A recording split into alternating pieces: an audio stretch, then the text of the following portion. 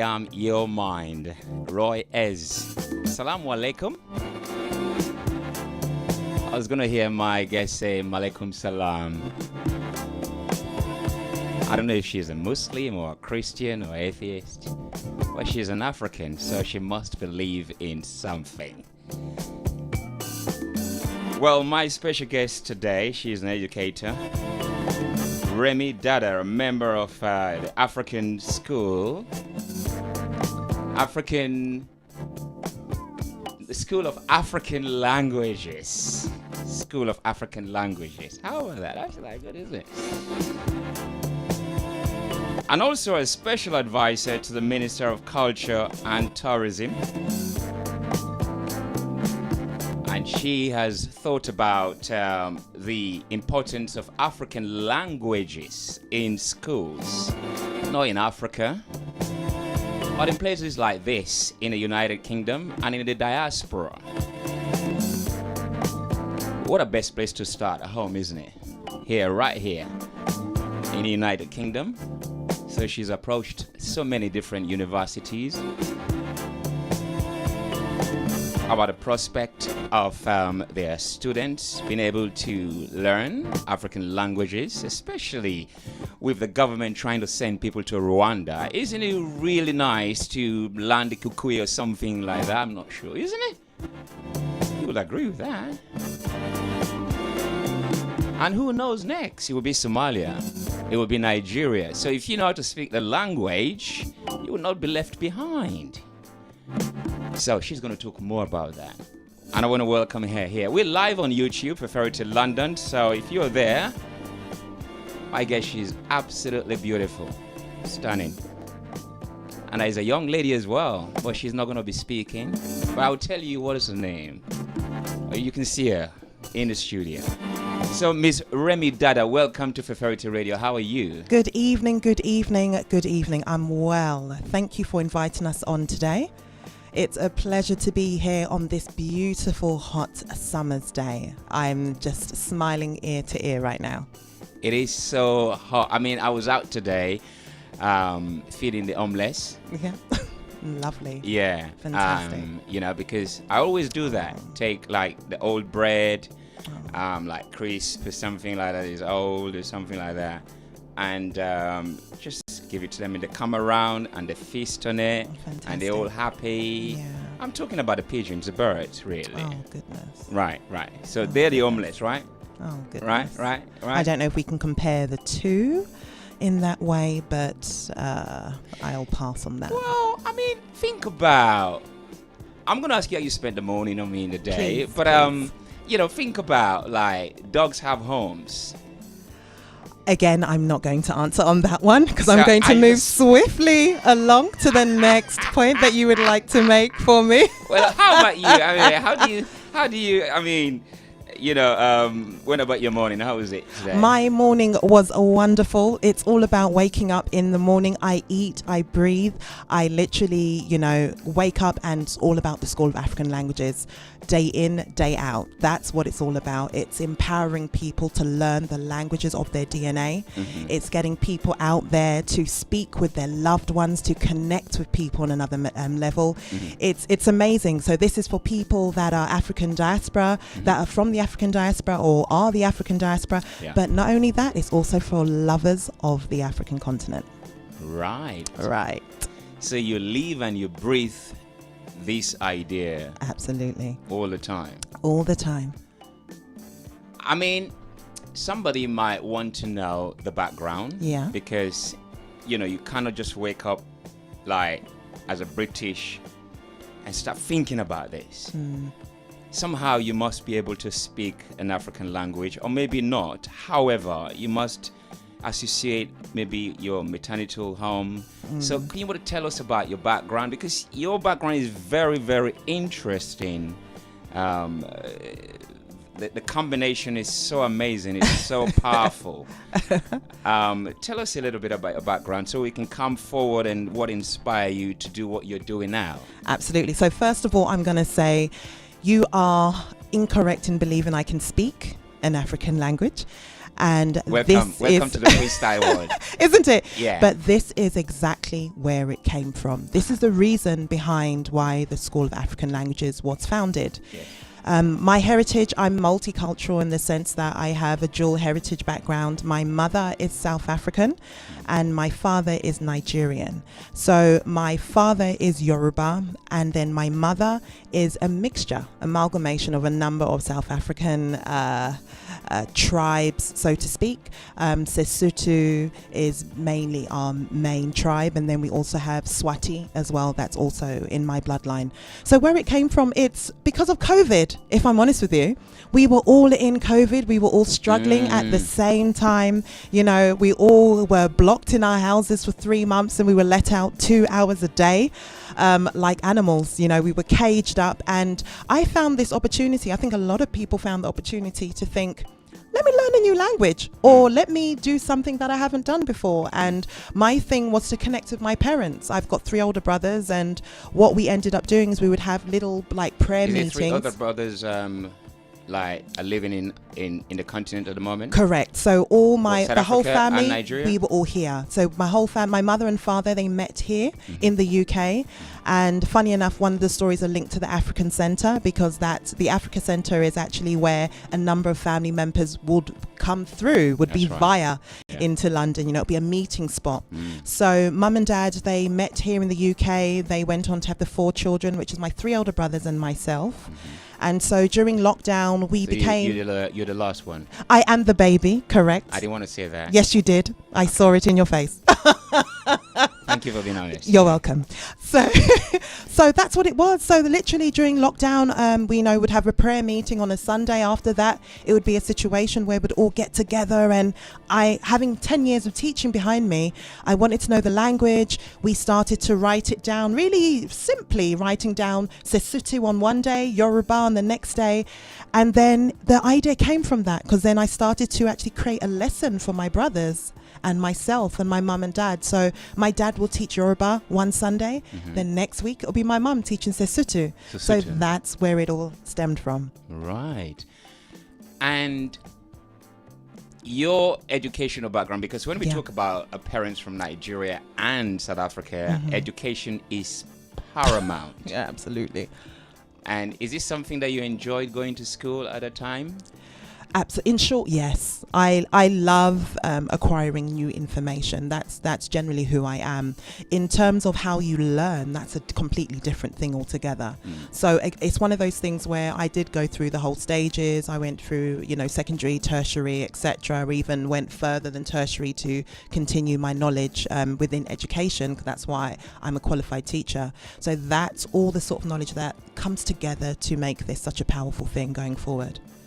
What was your best subject at school? Oh, goodness. I would say French, surprisingly. And it all makes sense now, isn't it? When you think about it, it's like, oh, language, of course. So, and yeah. you speak that fluently? Je parlais un petit peu français parce que je étudie français dans l'université pour 4 ans, mais je oublie complètement parce que je ne parlais pas français avec mes amis, mes parents. Yeah, so kind of a little bit there. How do you say I am? That's really beautiful. I love that tonation there. I was going to clip this one. How do you say I'm Remi Dada and I'm at Feferity Radio with Freestyle? Oh, goodness. Je suis Remi Dada. What's the best way of saying this? I go omit that. J'adore Feferity Radio. Oh, wow. Ouais. Fefferity Radio. I love all the starts to come out. So apologies to all the listeners there. That's a really good try. Yes, it is. It is. So, being at school in the UK,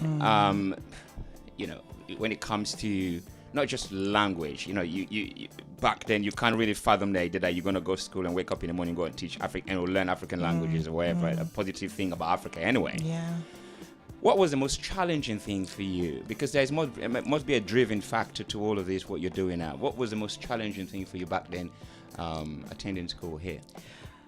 So in terms of a challenging attending school, so back in the days, or not even back, I don't want to say back in the days because it sounds like, we're looking at before Christ, but just in terms of in the 80s, it was one of those situations where Africans, we were kind of demonized. I'm not sure if you're all aware of this. We used to be called names, African bubble, all these sort of names. And this was in the playground. So you are a child and you are almost stigmatized as being an African in the playground, and we're looking at 5, 6, 7 years old. So a lot of us who are born in the diaspora, because bearing in mind a lot of us are first generations as well, so those of us that were in the UK and you're brought up around that to me is a challenge. That was a challenge back then. And when you look at it, it's also one of those things that can also be a psychological sort of traumatic experience, and I'm very thankful, and I thank God as well, to be able to be at that position where I felt I was mentally strong enough to sort of brush it off, and even with my friends, going to certain schools, etc., we were also quite we'll go back home, we'll tell our parents what we're going through, whatever, but the parents will be like, what, don't worry about them, or whatever it is, you build up a tougher exterior. And I feel that that's a lot of us today in the diaspora. I mean, you can imagine as well back then, because of the political situation in South Africa back then, I just assume there must be a lot of more sympathetic approach towards you. Is that so? I think so now. So the funny thing is, so my mum is South African, but due to apartheid, we ended up moving to Zimbabwe. So I still claim Zimbabwe heavily. Zimbabwe is really deep in my heart. So a lot of the time when I was in primary school, I would always resonate more so with Zimbabwe. So a lot of my friends didn't know I was actually half South African instead of Zimbabwean until my later years, because it was one of those things I always claimed to be Zimbabwean. So that's really something that, so in terms of saying the South African, were people more sympathetic to me? In short, no. They didn't know I was South African for them to be sympathetic. But at the same time, it's not really something to be sympathetic over, especially in those times that we were growing up. That's very, very interesting there.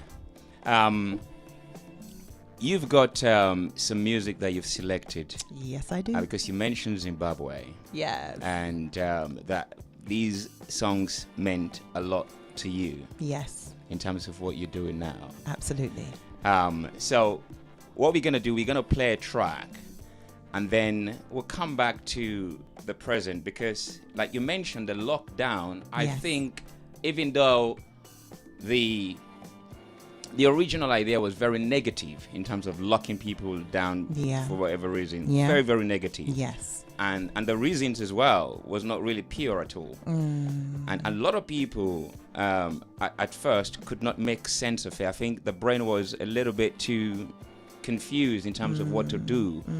But at the same time, when I speak to musicians, they'll be able to, they're for the first time, some of them be able to acquire a recording equipment. I understand that. To be able to record for themselves and have time to write, produce some stuff.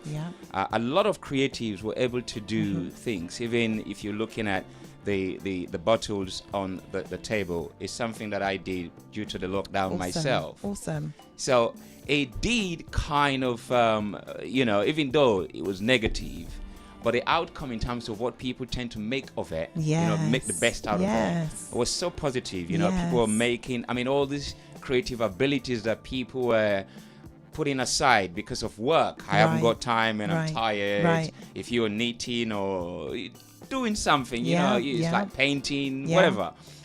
People then lash onto these creative abilities that they have. Exactly. And for you, education is key. Absolutely. And I use the word education in a more lighter sense, because nowadays when you look at the educational structure, it's still based within the industrial times of education. So there's so much that has happened now. So where people can learn from YouTube, can learn from online. I'm not promoting that you drop out of school. I'm not promoting that you drop out of any type of educational institution that you are in right now. Please hear me. me. But I am saying that there's so many ways for you to educate yourself, even more than the education that is mandatory in the country.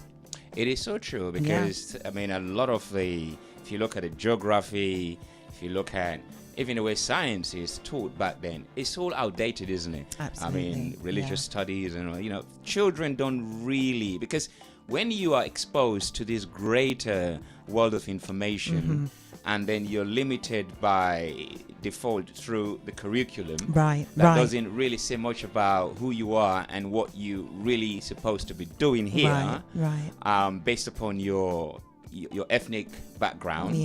It's kind of really so much a task sending young people to school, trying to say to them, well, what have you learned today? Yeah, do you know, I can even take that a step further. So in Africa, a lot of the time, the language in which your education is taught is actually English, majority of the time. So speaking in terms of educational terms or teaching terms, we call that a barrier to learning. So when you look at things, you realize that medicine is taught in India a lot of the time in Gujarati or in their own other languages, which are local to them. In China, medicine again is taught in Chinese, depending whether it's Mandarin or Cantonese. In Africa, though, even though we've got so many different languages, remember we have over 2,000 languages within this continent. We are the most linguistically diverse continent in the whole world. Nigeria has over 500 languages alone, right? So the fact that we are made to now speak English in order to learn a language, when I go home and I'm speaking a different language at home, that's a barrier. So how can we get an A if my language, if we've done it in my own language, I could potentially get an A, but now I have to do two things. I have to learn a new subject and learn it in English. It's crazy. It is, really. And I always look at this, even though, I mean, it has its sort of like really downside if you don't use it well, the internet. But at the same time, I mean, you mentioned like Africa. When you consider the cost of education, not just the fees, but the uniform, the books, and you consider the electricity, the constant, flow of electricity, and transportation to go to school. It was so hard for parents to be able to subsidize all of these income for their children to learn. You're right. Now the internet is here, and I think it's for the benefit, even though for the whole of humanity, but more importantly for Africans, because the access you have to information now, there are not much libraries in some of these. Absolutely. You're having in the cities in Africa, but when you go in interlands, there are not much libraries. But at the same time, if you have a mobile phone, you have internet, you're connected, isn't it? Yeah, no, you're right. And not much internet.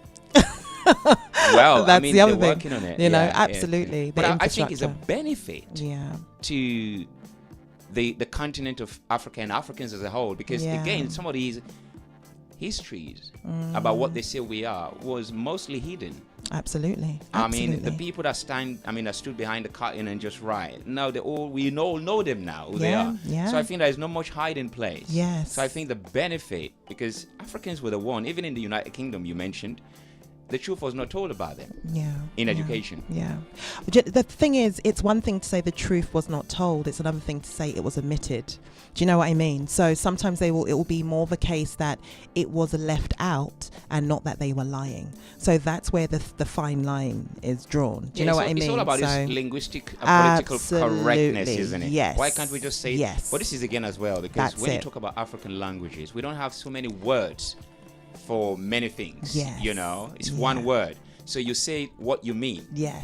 And English, we're trying to be kind of mindful and play around the words to make it look nice, and I don't think that's really a word anyway. Nice. So I mean, you've been a teacher as well before. I mean, for how many years and what were you teaching? I've been a teacher for over 9 years, coming up to 10 years now, and I was teaching vocational subjects.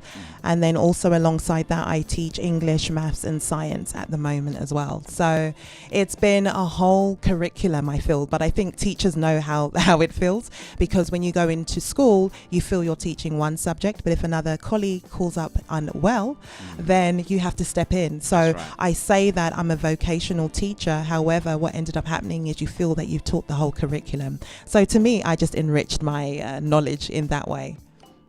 Okay. Well, we're going to take the track that you suggested. This Ooh. is heavy loaded Yeah. in terms of money's worth, Yes. but I don't think we're going to play all of it. Okay. We'll attempt to play some of it. Okay. I'm excited about which one. I don't know which one it is yet, but I'm excited. Right. If you love your African drums, Oh, well, this will definitely rock your body. fantastic. All right? And when we come back, we'll continue my conversation with my special guest, Remi Dada, and we're going to talk about the School of African Languages. Fantastic. Right? And how it came about, and what the aim and objectives, and what the future holds Fantastic. for them.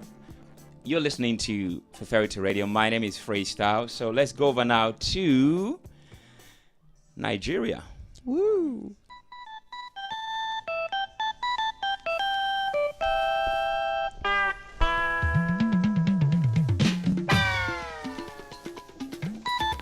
This is Chief Sikuru Ayade Barista.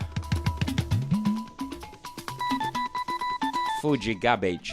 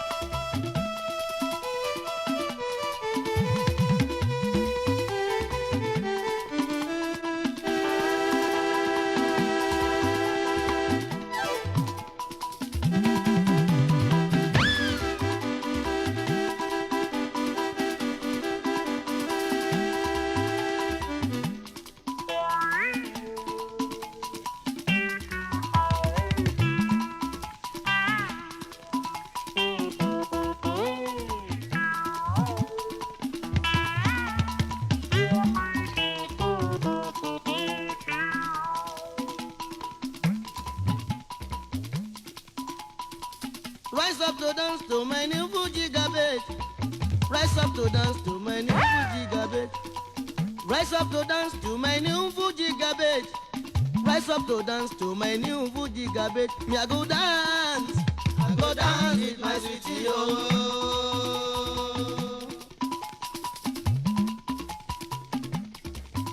I go dance with my sweetie oh.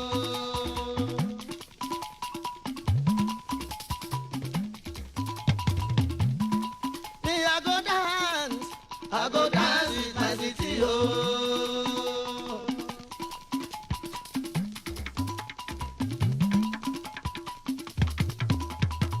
Fuji garbage, ìjọ kan tí mo tún gbé dòde, ọdún ó rọrùn láti jó. Ọdún ó rọrùn láti jó. Ọdún ó rọrùn láti jó.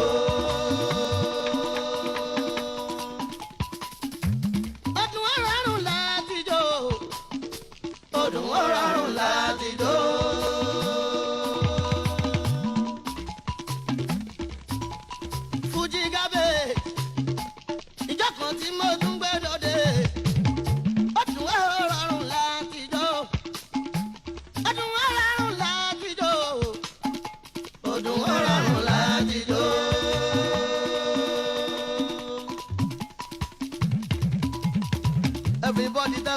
Fuji garbage, ladies and gentlemen. Fuji garbage is for people who know how to dance. If you want maximum enjoyment, rise up, come and dance. If you want maximum enjoyment, rise up, come and dance. Me, I go dance, we go dance. Go dance, we go dance. Gentlemen go dance, we go dance. Ladies go dance, we go dance. Students go dance, we go dance. Suppose I sing my Fuji garbage, rise up, come and dance. Everywhere I play my Fuji garbage, everybody dance. Àwa máa jó, àwa máa jó. Ẹ̀yin máa jó, àwa máa jó. Ọmọdé máa jó, àwa máa jó. Alàgbà máa jó, àwa máa jó.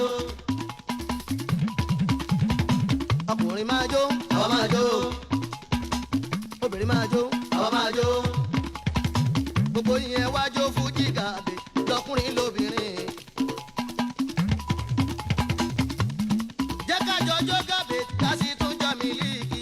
Ìjó aláfẹ́, ìjó tó lóore.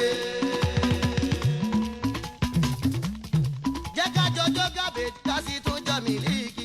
Ìjó aláfẹ́, ìjó tó lóore.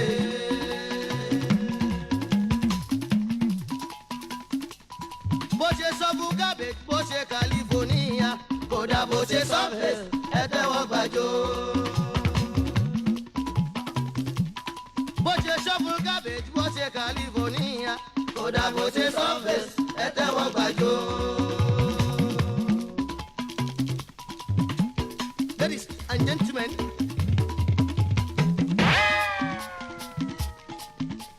ladies and gentlemen, old and young ones, you wanna make sure you rise up and dance to Fuji garbage. I sing, you dance. Very good to dance for elders and young ones. For ladies and gents, responsible and reliable. Especially for students who know how to dig it. Especially for students who know how to dig it. For maximum enjoyment, you wanna make sure you rise up. You wanna make sure you rise up and dance to people's sound. Genuine and current music. No more, no less. Just dance to Fuji garbage. No more, no less. Just dance to Fuji garbage. Rise up to dance to my new Fuji garbage. Rise up to dance to my new Fuji garbage. Rise up to dance to my new Fuji garbage.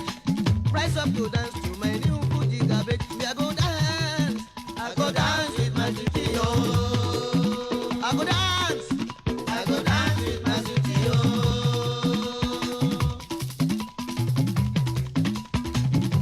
Again, we got the top music.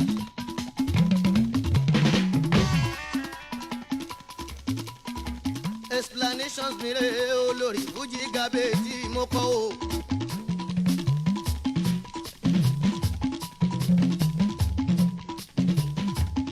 Mo kéwú mo ti kàwé, mo sì tún mọ dún wọn ohun tí mo sọ o. Lọ́ládé kọ́mándà o, cross references lórí tiwa o. Ohun mẹ́ta ni mo mọ̀ tó fi gbígbé jọra wọn o, ìtumọ̀ jọra wọn o.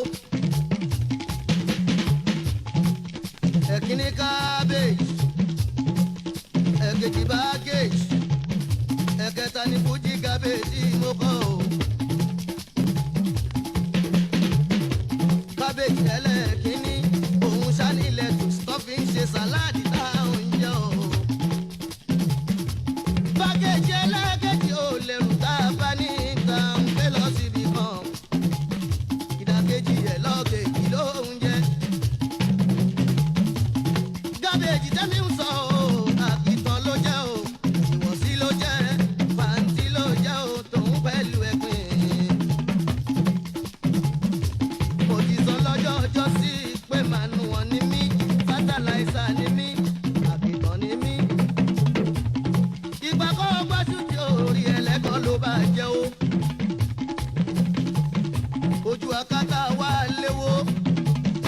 adìyẹ ló yẹ ká ti bọ̀. Ẹ̀sìkẹ́ àgbọ̀ máa bí wọ́n máa dá yòókù sí wọn lára o.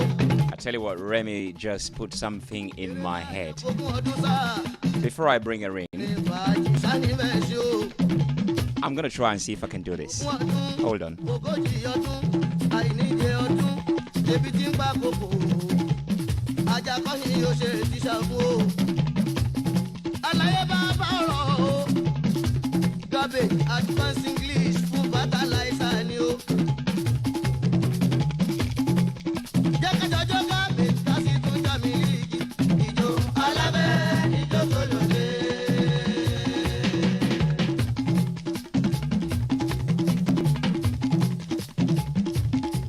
Bó ṣe ṣe fún garbage bó ṣe California. Kó dà bó ṣe surface ẹ tẹ́wọ́ gbàjọ́. Fuji garbage ìjó kan tí mo tún gbé dòde. Ó dùn ó pọ̀ jù láti jó. Ó dùn púpọ̀ jù láti jó. Ó dùn púpọ̀ jù láti jó. Ó dùn ó rọrùn láti jó. Ó dùn ó rọrùn láti jó. Àwa ó jó títí, àjọ tàbí yó, tàbí rèké tẹ́wọ́ gbàjó. Àwa ó jó títí, àjọ tàbí yó, tàbí rèké tẹ́wọ́ gbàjó. Ọmọ kékeré o, ẹjọ́ Fuji gàbé, lágbo barista o. Àgbàlagbà o, ẹjọ́ Fuji gàbé, lágbo barista o. Oníṣẹ́ ọwọ́, oníṣòwò ẹ máa jó Fuji gàbé, lágbo barista o. Ọmọléèwé o, ọmọ ẹ̀kọ́ṣẹ́ o, ẹjọ́ Fuji gàbé, lágbo barista o. Àyìndé Adélé, Doctor Music, Olókun Ọlá, Bari Wonder o.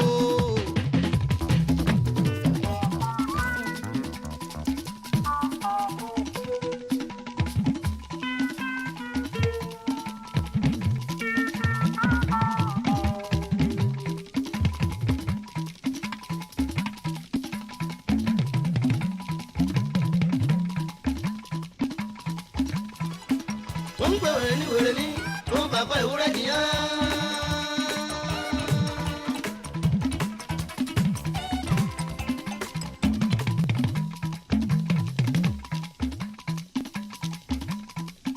Wọ́n ń pè wèrè ní, ó ń fi ta àgùntàn jẹ́ ká.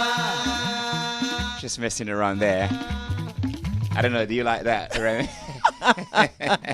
I didn't know what I was doing. But, you know, did you get that? I got a little bit of it, just a little bit. No matter what, I was dancing in the background anyway. I was like, yeah, little shoulders all moving here with the muscles. That's a really great tune. That's a really great tune. It is indeed. Chief. Yeah, Sikuru. Yes, Mr. Barrister. Mr. Barrister, that's right. Correct. He takes me back to the days of dancing with the family, you know, going to parties, Nigerian parties, as my friend Tinuke said, having super malt and having a jollof rice in your hand on paper plates, you know. It was just those, it takes you back to nostalgic times, so love that. Yeah, and also if you're watching these Nigerian movies, you know, yes, it's quite familiar, isn't it? Absolutely. And it gets you going. Yeah, it really does. And this is the whole thing why language is so important. Again, you know, you're drilling this back to this again. That's the reason why we want you to learn a language. If you're watching Nollywood, pick up Yoruba, pick up Igbo, pick up Hausa. You know, Nollywood is all about Nigerian languages. There are so many more Nigerian languages. Remember, there's 500 of them. But the main spoken ones, Igbo, Yoruba, Hausa, and then obviously you've got Edo as well. Benin have a range of languages. So it's one of those things where, you know, get on board, pick up a language. It's awesome. Learn, connect to the music in a different way.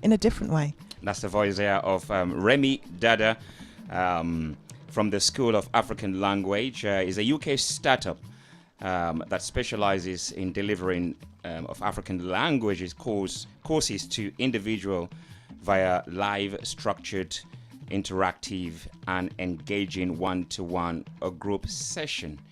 And also you're looking to work with different organizations. Tell us about where you are now and the universities that you've approached with these ideas and where they're at with you. Yeah. I'm just going to start off by giving a shout out to Cambridge University, to Durham University, to Royal London Holloway. That was our first cohort of university students that have just completed, or we've got 3 actually still waiting to be completed, but they are our first cohort of lessons. Okay. So Cambridge, Durham and Royal London Holloway. Okay. So I just want to shout out to you guys, because you guys are phenomenal. You've been awesome, and they've really enjoyed it, and we've even been asked to do a part 2. So the thing is, woo! So it's an amazing thing. Like, what we've done is there's so many universities in the UK. We reached out to 121 different universities. We got an amazing response from some of the top universities in London, as well as a range of universities. So we're talking about, we touched base with those in Dublin, all over the UK. So it's a powerful thing. We look at it more like a movement almost. People are connecting back with their roots, and those that don't even come from Africa, they just want to connect with Africa because they love and they respect the culture. So it's an amazing thing. So what we've been doing is we done a student course, which was amazing. It's a 10-week session. We only deal with beginners level languages. I must put that out there. Beginners level languages, because you know why? Go on. Because the foundations of anything is the most important. So that's what we focus on. We focus on the foundation, which is getting you set up to move to the next level. So we only do beginners levels only. So what would somebody expect at the beginners level? At the beginners level, so you are most likely someone who doesn't really know much about the language. So you're going to be taken down a journey. So what we say, it's your journey, but you use our map. So what we do, we've got structured lessons in place for you. You start off with greetings. You learn with music. You learn with a teacher who is a native professional speaking teacher. You learn in a group setting online through mainly Zoom. I'm not being sponsored by them, Zoom, but if you are thinking of someone, I'm here. And we use online platforms because we are the first UK-based African language course providers to provide the most languages. So we've got over 50 teachers just waiting to teach you today.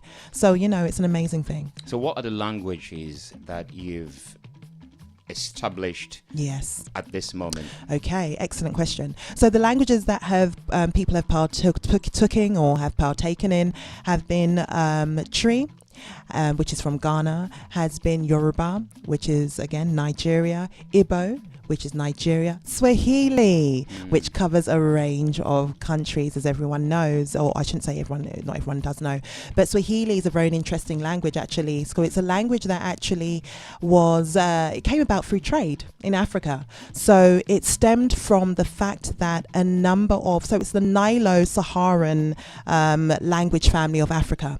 And what happened is the Nilo-Saharan part of language group is based within the north, and it travels down all along the north coast all the way around to the east. So what you will find is Swahili, it shows you that it travels from the north all the way down. So that's why it has Arabic.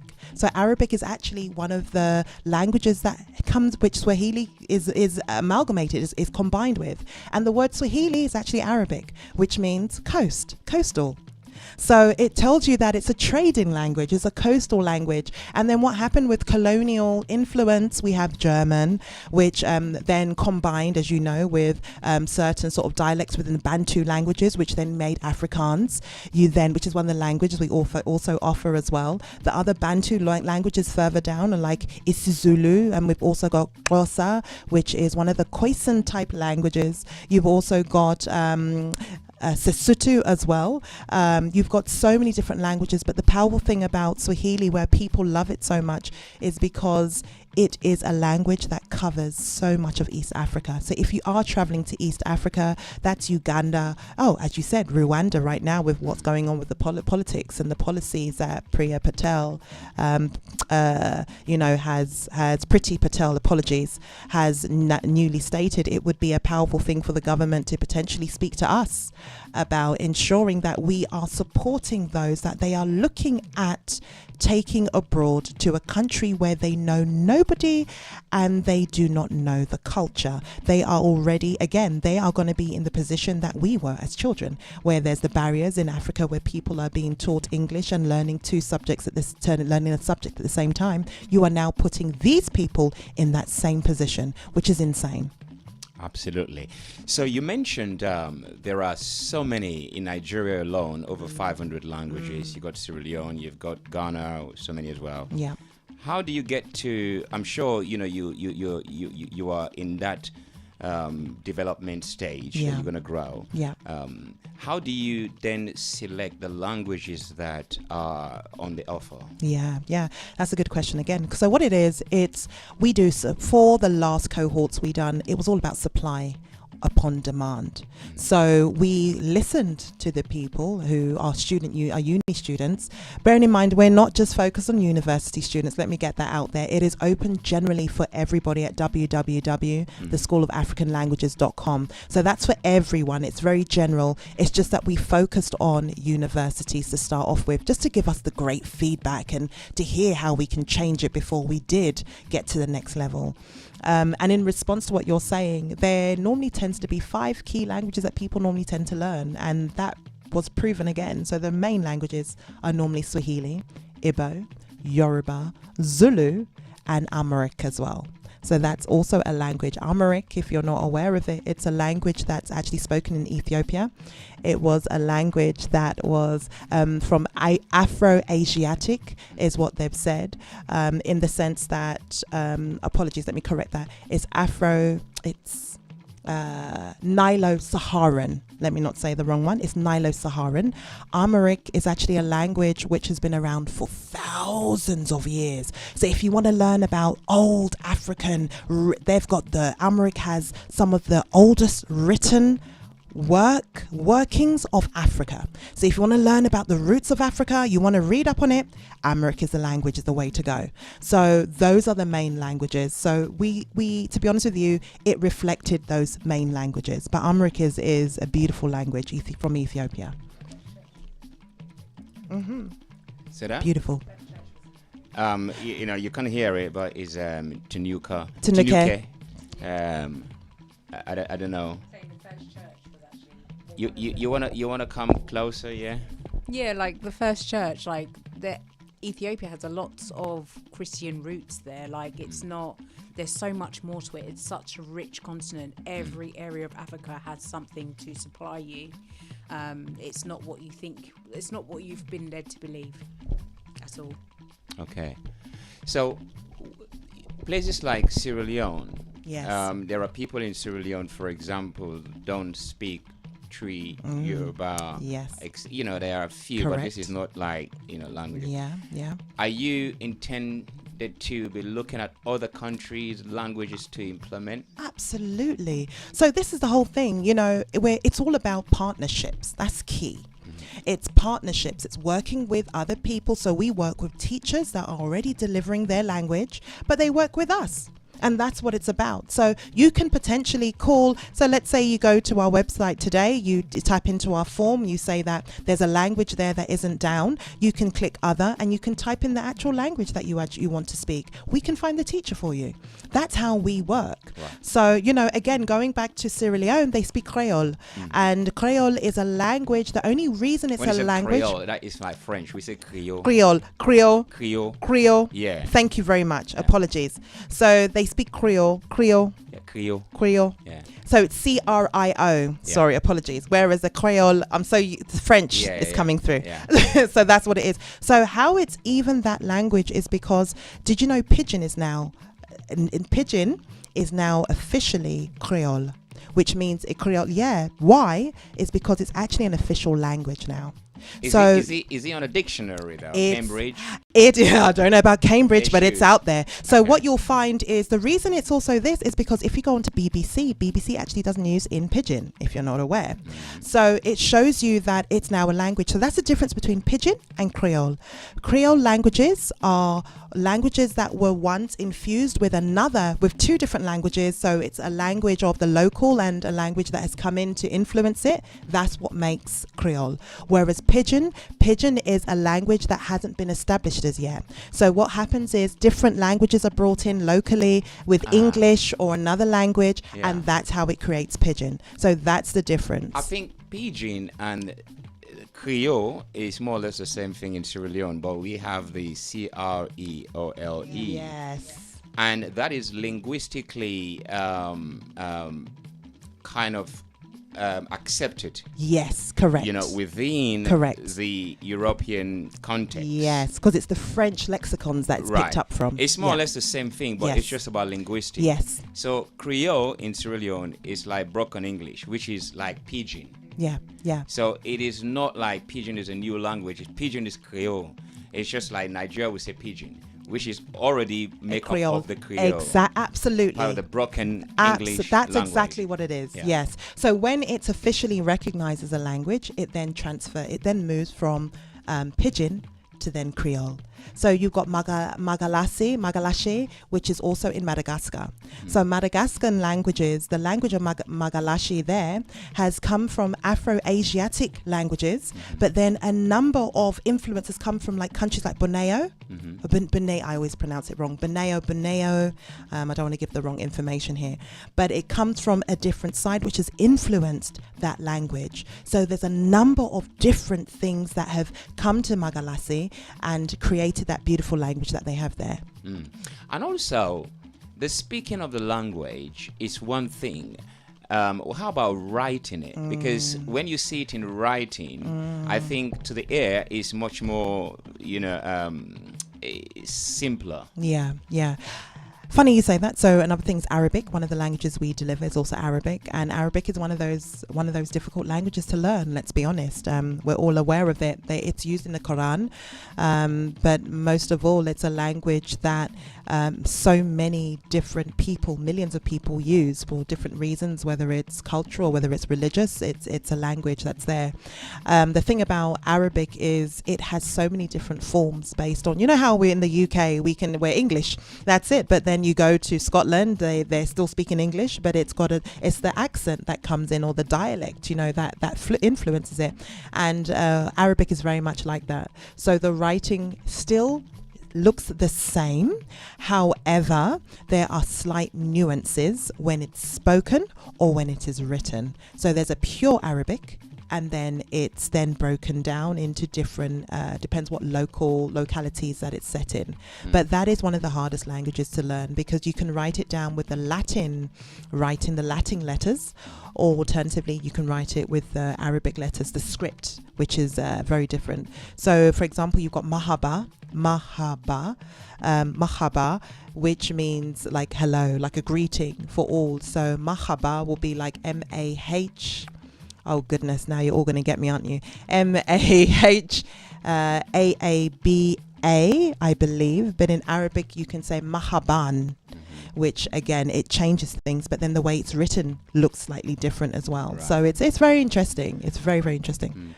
I mean, the reason I mention that is that when you take, for example, African languages, you learn it by hearing it. Yeah. You've never seen it written down. It's never in a written form. So if you were to write Yoruba, for example, and give it to somebody who've probably never been to school, I don't think they'll know what you're talking about. But if but they will speak it fluently and all of that. So in most African countries, whereby the language started by hearing, speaking it and hearing it, whereby the English language is about writing it and speaking in it. So in terms of what you provide, do you also provide just, the speaking, understanding by hearing, or is it through written form. Okay, I just want to contest that myth. Africans, they learn in their language. So they write and they speak it and they hear it, they breathe it, they live it. So they definitely know, majority, I'm going to say, know how to write it. So I will sort of expel that myth in a certain way. And yes, we do teach how to write. So, you know, one of the key things is, you know, in order to be confident, one of the things we say is we want to give you confidence to travel Africa. You can't travel Africa without knowing how to write something. You know what I mean? Like potentially that person, if you come across someone who's hard of hearing, you may have to write something down. There's a busy area you're in a concert, you need to know your way out. You're going to have to write it down. There's ways you need to learn how to communicate. And again, I need to also bring up, you know, there's sign language in Africa. There's sign language in Africa, which is one of the languages that we're not teaching at the moment, but it is something we would definitely want to look at, because that's a powerful tool to use. Even though they use the French version of the sign language, the fact that they have that there, it's a powerful tool that we cannot then segregate people in that way. So it's something to say, you know, the same way where you cannot learn a language without knowing how to write it. I don't believe you can truly understand a language that way. And I believe that if I gave Atinuke a paper right now with Yoruba on it, she'll fly through it. Unfortunately, I'll try to challenge her, but she'll go through it. Yeah, no, that is true. Because I take, for example, the pidgin. The reason I asked that is like the pidgin, for example, the Creole. Yes. Many people, the way it's written is different from how it's spoken. Yeah. So a lot of people can hear it through a spoken word, but not through, you know, written form. I hear you. And these are new forms of education, but you know, I mean, where we kind of, the African languages are written. Yeah. And this takes, you know, a new form of education as well, to Absolutely, be able to I agree with you. be able to write it. I mean, see it in writing and then be able to speak it. I agree with you. I mean, that's why.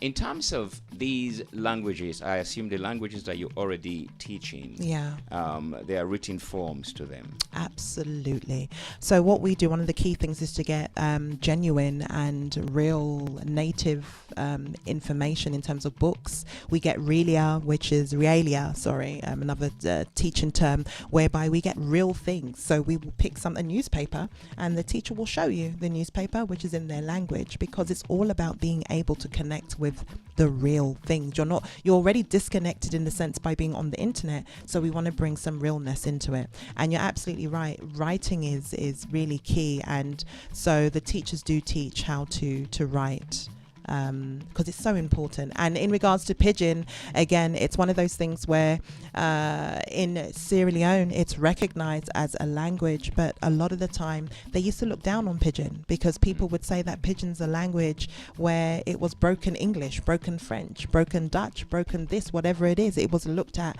and looked down upon, and they would say that there was a caste system. If you learn English, then you are the upper echelons of society. Then it will go further down. You only speak, if you speak English and your own language, you're the top end. If you only speak your own language, then you're educated, but you're still not better than those who speak English as well. And then the ones who were looked upon as the least in terms of the class wise were those who spoke pidgin. So, you know, it's really a sad situation that pidgin has got that. But let me tell you something. If you go onto TikTok, Snapchat, Instagram, people are speaking pidgin all day on there. You've got all different types of people. We're talking ethnicity, ethnic background, tribal backgrounds, all sorts are speaking pidgin. They're learning it. They're better than me. I don't know if they're better than Tinuke, but they're better than me. Yeah. In Sierra Leone also, you know, the Creoles, because we don't say pidgin, the Creoles are the educated ones.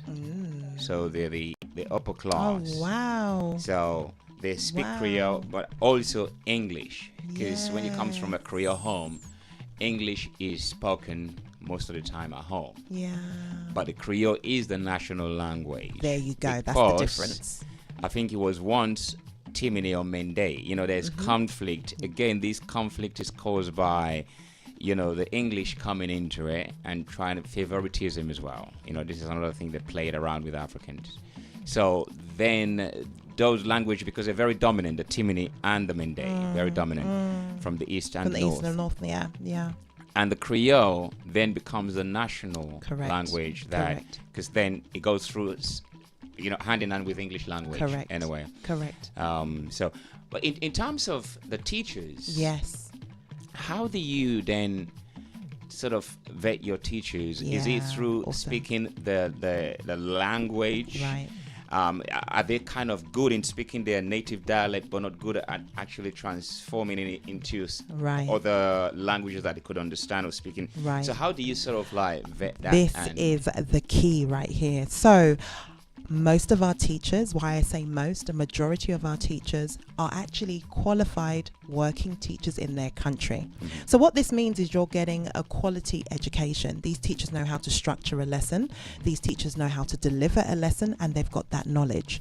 Those who are not qualified teachers are those who are either they've studied the language up to a highest level. So there's, for example, we've got our Yoruba teacher who is phenomenal, Mr. Ayo, and he is someone that he's not a qualified teacher, but he has studied Yoruba all the way to the master's level. Not only that, he's also been tapped into from the US government and also the Nigerian government. They use him to create their textbooks, their exercise books. So that's one stage. Now, prior to that, before they even come on board, we have to do due diligence.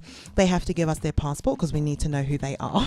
So it's either a passport or an ID that comes through to us, and obviously we deal with data protection. The other thing we also get is they actually fill out an application form, so we do check on them to make sure they are who they are. That's the first most important thing.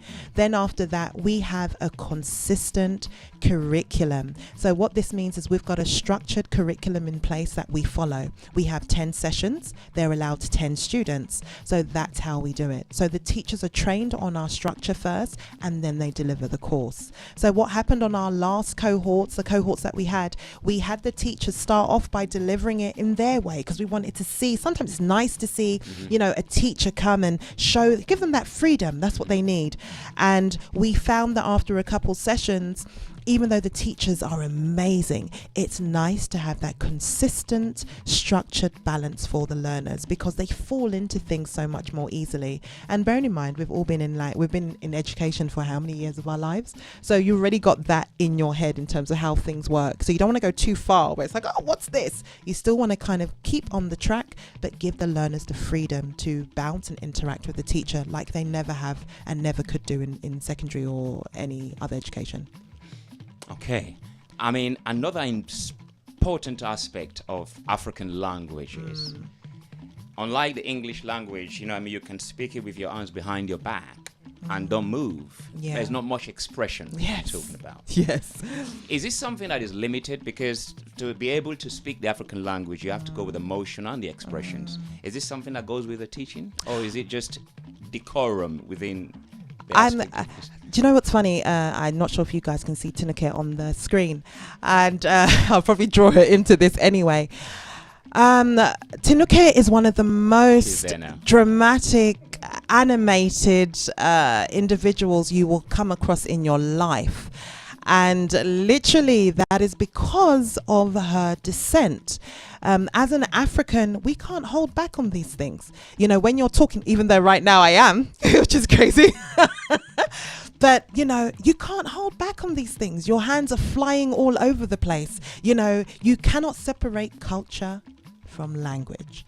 And African culture is to be warm, to embrace, to show you how we feel.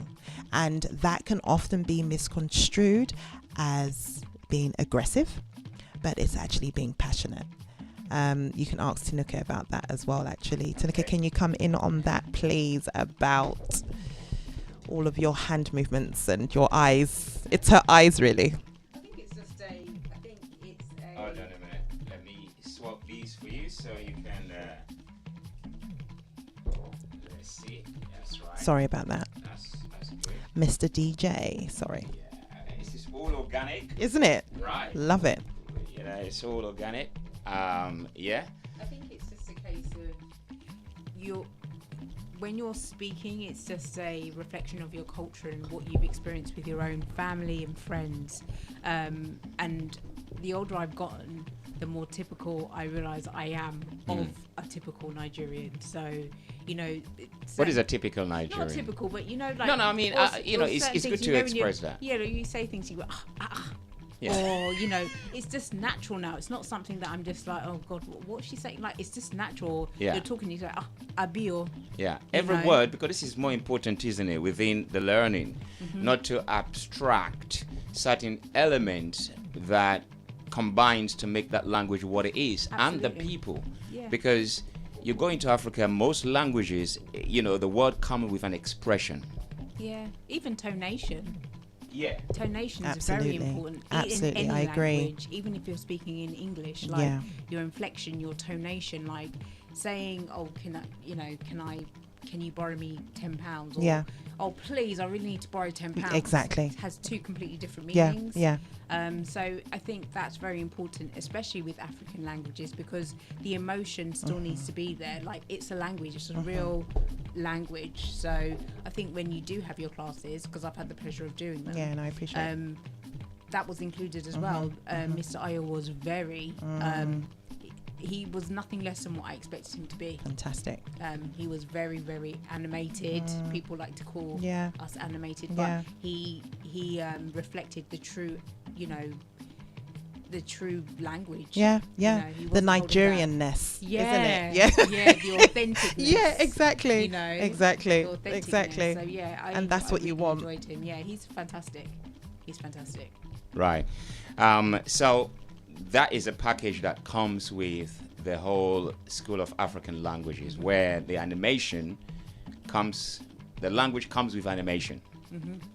Yeah. Absolutely, like it does. Like if you know, sometimes when you're talking, just to get your point across, like I'll start using my hands. Yes. Or you might say something a Yes. certain way because you want people to get it. Yes. You know. Because Can you see the hands moving Yeah, here? but well, you yeah, of But it's course. true. You Yeah. want people to get it, like you Yes. understand. Like you understand. Like Yeah, do yeah. you get me? Exactly. Or rather, if I say, "Do you know what I'm saying?" Like, do you get Yeah. it?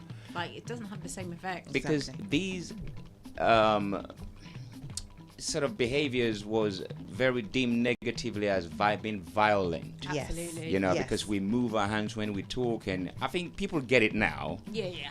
But I would not like to see being taught a Yoruba and then being so stiff like Exactly. an English Yoruba. Exactly. I mean, that will not work, isn't it? Like, you know, the Right. tree and, you know, and Swahili, these are all expressionate. Absolutely. Right. And the thing is, you're not even going to teach Swahili the same way you'll teach Yoruba or Igbo, Sure. Exactly. because the spirit of the people is completely different. So Right. Yeah. when people are learning those different languages, you're embodying everything about what Swahili is. It's not just you're learning a language. Right.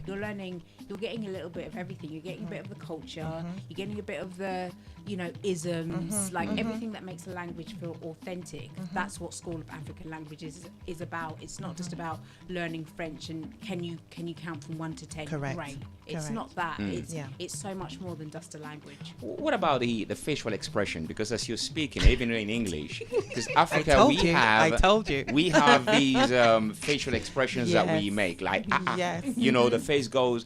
When you speak English, you can actually close your teeth, you know, and speak. But African language, you have to mouth open, and the way that your mouth and everything rolls, Absolutely. that is part of the art. Is this something that is going to be included within it?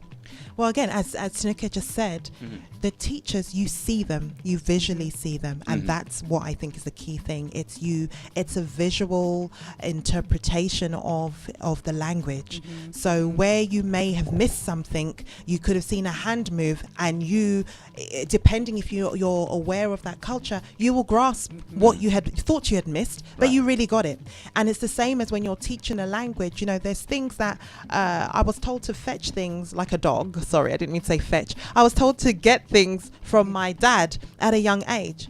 I didn't have a clue what he was saying, but he was pointing at something, so I'll find it. You know, it's a hit and miss. Yeah. You know, so it's one of those things. You learn through that. You learn through the mistakes that you make, and that's what we embrace. One of our mantras we say is, make mistakes here in the class. Make them now.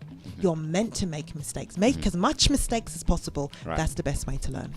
Okay, well, you heard there my special guest, Remi Dada, from the School of African Languages, and Tinuke I don't know her capacity, but she sounded like a teacher.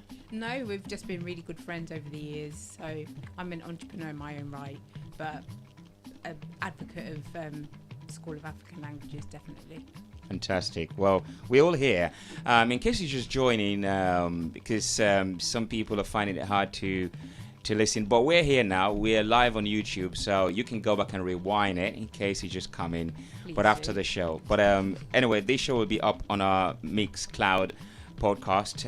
That's Feferity Radio, and also part of it will be clipped onto our podcast on Spotify. That's Feferityinspire. There is a track that you selected. Ooh, another one. Another one, yeah. And you're taking us back to South Africa. Oh. And she is a diva. Ah, I know who you're talking about here. And I got a little bit of it when you were talking about the South African, the languages. Yes. And you went... Yeah. And Okay. you know, you did a few times. And Yes. I was like thinking, oh, no, I'm in England.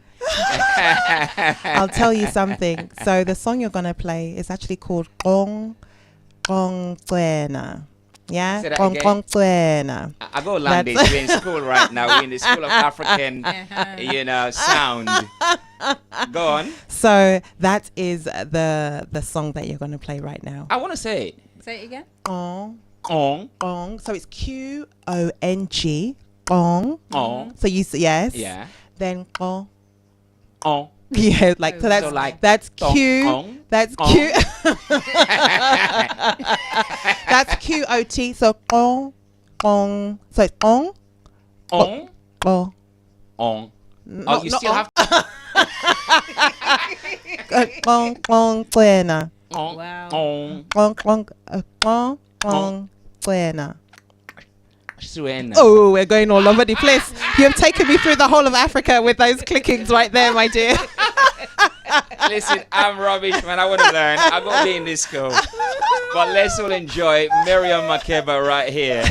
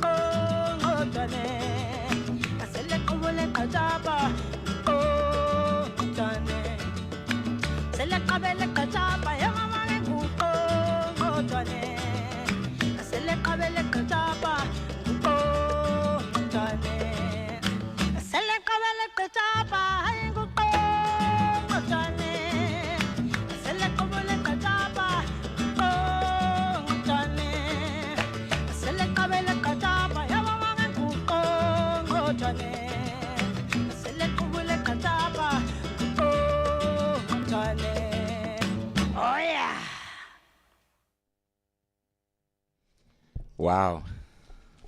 Absolutely brilliant. I've still been trying to do the click. And that's about it, because I'm now actually enrolled. Is that Zulu, right? That's Xhosa. That's Xhosa. Oh, yeah. Yes. Xhosa. Yeah, Xhosa. So Xhosa. when am I starting? You are starting as of tomorrow. Let's get you in straight away. Great. Straight away.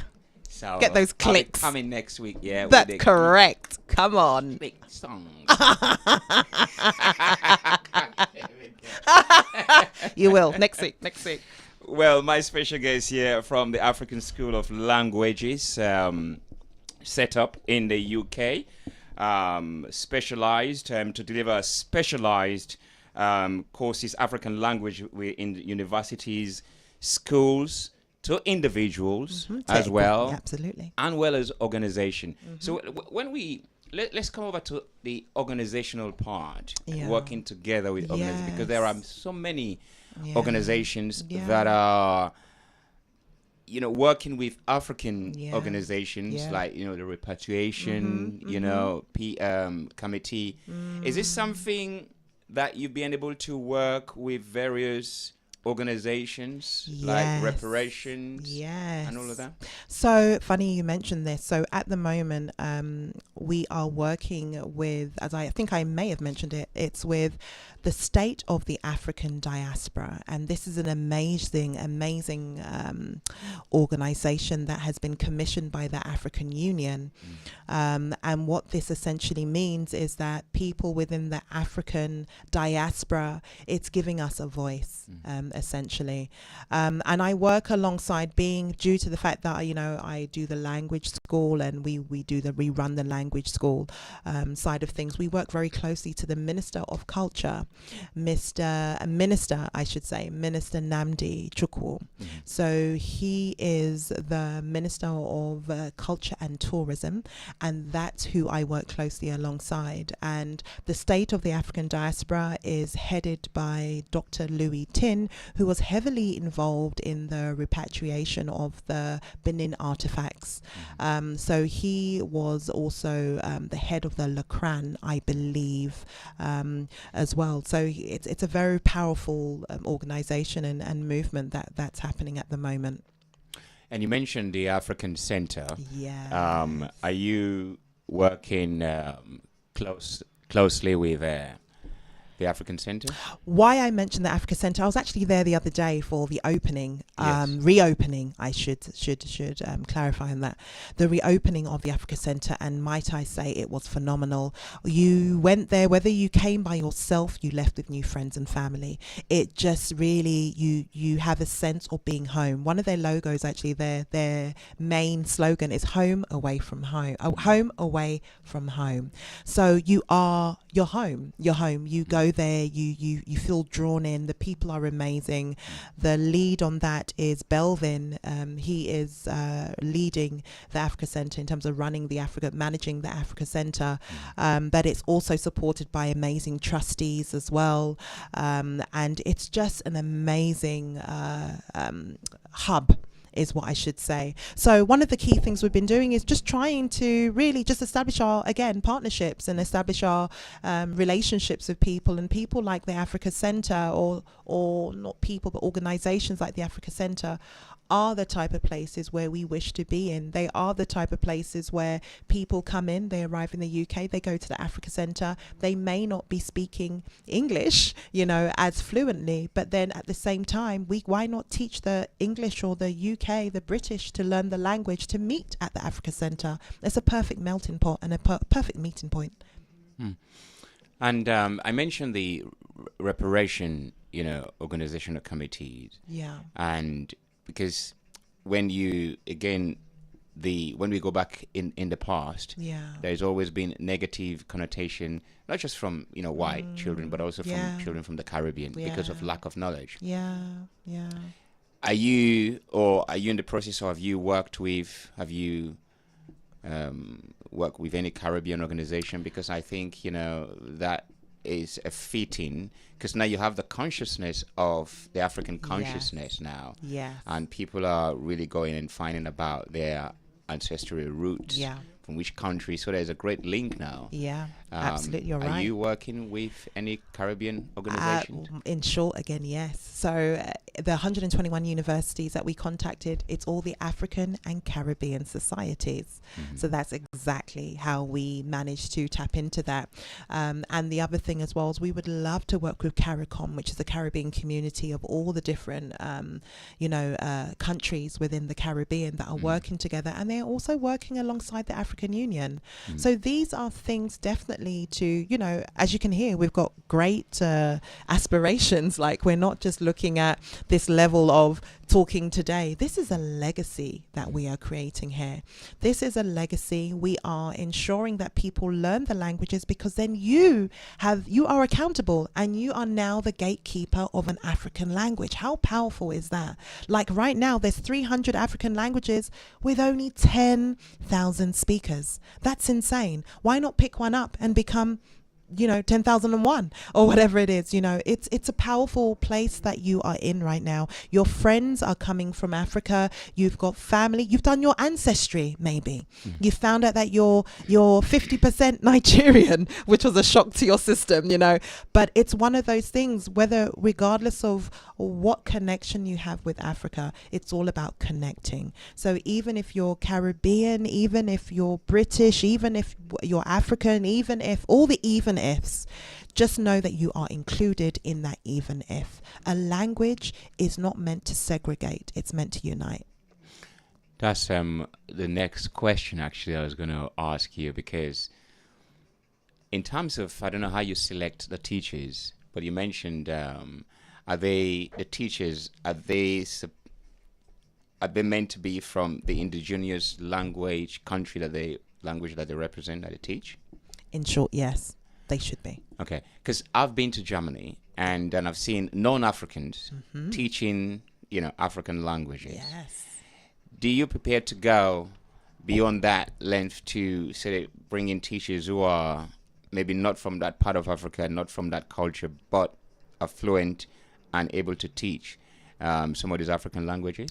What I will say to you is, when someone has learnt a language themselves, if the native language, if the language that we are looking for is not your native tongue, what tends to happen is a lot gets lost in translation.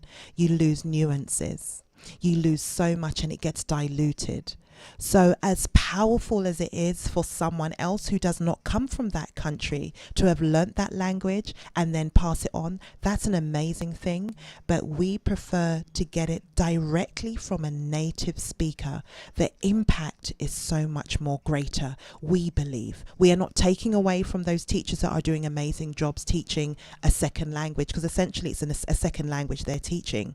But it's also like myself going in and teaching French. Yes, I may sound amazing, but I'm not French. There's a difference. So I can deliver it in a certain way, but I would have lost so much of the culture, so much of the nuances. Even if I had lived there for like a year or two, it's best for it to be your native tongue, or alternatively, you were born there and you speak the language. That's the other thing as well, because you look at a lot at like white South Africans, they were essentially born in the UK, but they went back to Africa and they've now learned Afrikaans or something like that. Then absolutely, why can they not teach Afrikaans? Because essentially they could be dual bilingual in that sense. So those sort of things we draw upon. We definitely want to include that sort of background.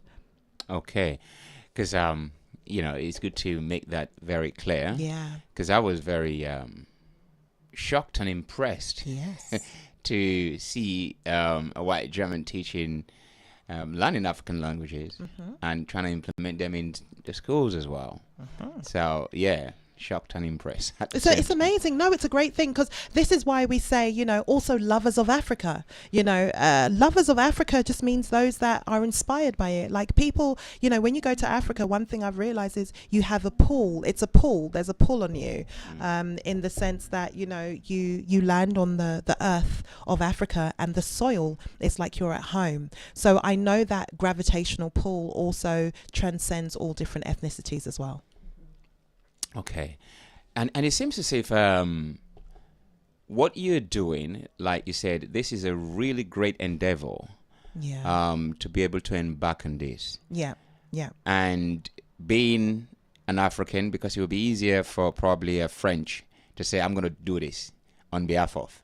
But as an African, to be able to put this project together Yes. and to help others to learn African languages, it is a great deal. And what about the challenges? Because everything sounds so really great. Yeah, yeah. Like, you know, you've approached all this university and it's like, yeah, come on board. Yeah. There must be challenges. I mean, what are the Absolutely. challenges that you've faced? The so far? challenges, it's funny because we've gone full circle, because the first question, what you asked me was, what did you do this morning? So we've gone back to that, and the challenge is the first thing I done this morning. It's essentially working non-stop. It's a new, we're a startup company in an industry that is heavily inundated with Eurocentric languages. We are trying to find our footing now. We're trying to make it known that it's okay to learn an African language. That's one side of things. The other thing is the challenge is waking up and doing what you have to do every day. As much as I love it, it's a challenge. The team, it's a challenge for all of us, making connections, creating partnerships. Everything is a challenge. Tanika can tell you this as well, starting up her own company. It's a challenge. It's a daily grind, but it's worth it in the end. So every challenge we've come across, every challenge I embrace, is what I say to you. You just keep pushing through, but the challenges are there. Oh, they're very real. They're there. With everything in life. Come closer to the That's with everything in life. Sorry. Say that again. That's with everything in life. Like anything that you think is worth it, chances are it's not going to be. It doesn't just come to you overnight. Like an overnight success, you might have been working on this project for a good few years, and then all of a sudden you get your breakthrough and everyone's like, oh, that's an overnight success. Right. No, I've actually been working on it for quite a few years. And also I think it's important as well, the reason why you're doing it is because you don't want the languages to die out. Like myself, having, especially growing up and being British, all those languages, you grew up hearing your parents speaking it, or your aunties or whatever, but you as that generation, or your generation, the same age, like you don't speak it. Like there's going to come a time that the language is going to die out. If we don't do something about it, it will die out. I'm ashamed to say my daughter doesn't speak it. I would love her to learn it, but again, you have to change that mentality. She's got a Yoruba name. It's important. Like that's part of culture. But I couldn't give her that gift of saying, okay, well, this is Yoruba. This is what we speak at home. She knows it. She hears it because obviously everybody in the family speaks it. It's just not her mother doesn't. So, and I'm her biggest influence. So if I don't have it, then she's not. Do you speak it? No, I hear it, but I don't speak it because again, when we were growing up, it wasn't. I don't know. I almost think it was like, especially our parents' generation, it was like, it was better. It was seen as a better thing to speak English as opposed to speaking. Because of the challenges as well that might come the way. They were trying to protect. Even the challenges, a typical example is that, growing up, you're in the English school. This is when I met Remi. What's your name? Tina. It's not my name. It's not a name that I identify with. That's not what people call me at home, but that's what they call me outside. To people that couldn't pronounce Tinuke, they'll say, oh no, I think Tina's better. And then it just sticks with you and you're just like, hold on, but Tina's not my name. That's not my identity. Do I look like a Tina? Do I? Right. So it's challenging these sorts of things, and having the strength to be able to do that. So I think the School of African Languages, it's more than just learning a language. It's making sure that you're preserving our culture. Absolutely. And the language. It's important. You've got to. You're making a very good point there about the changing of the name in order to suit others, and there are thousands and millions of Africans that have a similar story. Absolutely. Same story. On the other hand, somebody from Italy, exactly, called Brunetti or whatever, spaghetti, that's not very nice. it doesn't really, it's a name of Of a something. food. We have lots of names that signify Yeah. foods as well. Yeah, though. which is true. But my point is that, sorry if anyone get really There could be a spaghetti right, listening right now. that's right. I might have some later on just to make you feel better. But Gonna yeah. have pizza. But all of these are not questioned, isn't it? I mean, we try our best to even call the Russian names, Absolutely. the Portuguese names, even Africans. I mean, some blacks do have Portuguese name that it's really hard to pronounce. Even Asian names, you're like, okay, Deepak. We don't Adil, challenge it. or- Yeah. Like, Right, Say it. But this is what really I feel deep sympathy for that particular era.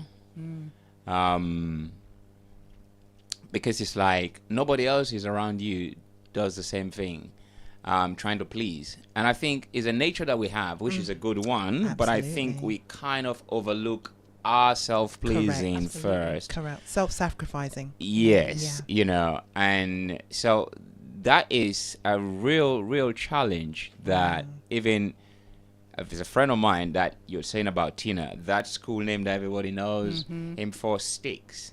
Yeah. So I was like, no, even sometimes, I work with a lot of Polish people. They'll say, oh, my name is John. I go, no, you're not John. Yeah.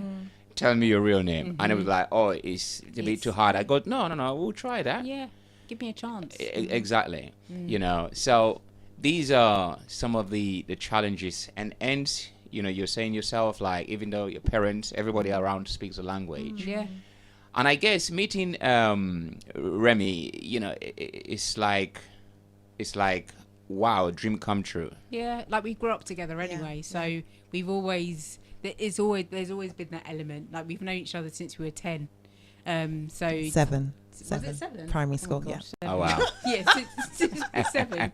So we've seen every element, and and it's great what she's doing because it's important because we both had that commonality. Like, oh well, I'm Nigerian and she was, dual heritage and whatnot. And then it came to the conversation of, oh, well, I can't speak the language either.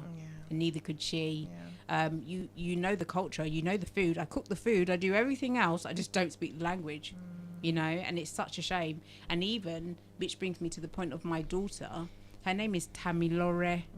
She goes, oh, Mum, can't I just be called Tammy? I said, absolutely not. I'm not going to have what happened to you happen to me, happen to you. It's not happening. Yes. And your name is Tamilore, or Lua Tamilore, actually. Get it all Uh-huh. right. Right. She's like, oh, Mum, it's too Yeah. long. Okay, well, let them struggle. That's your name. Yeah. Your name's not Sarah. Your name's not anything else. It's Tamilore. Correct. That's your name. Yeah. Yeah. End of. And it's good for her. She doesn't necessarily appreciate it so much now, but she will. Right. She will. Absolutely agree. She will. Exactly. And it's, just lean on from what Tineke is saying, it's such a powerful thing to have a name that means so much.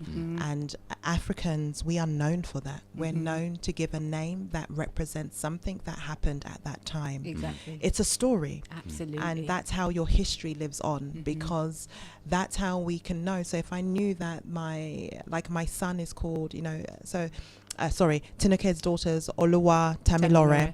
My son is Ayodele, and other friends' children, they've all got Nigerian names in there, or tree names, Ashanti names, whatever it is, because it's to ensure that you know who you are. And not even that, I'll take it one more step, is by having that name on your passport, when you arrive in that country, the way you are received is different. Absolutely. And that makes you realize you are home.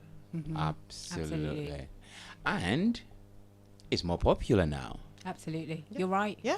You're right. That It's as well. not. It's You not know, odd the if you say to Nollywood someone- industry is huge, and all of these linguas and people, it's like it's big. Right. Absolutely. Right. It's not unusual for to say, oh, my name is Tanuka, and they'll be like, back in the day, they'd be like, your name's what?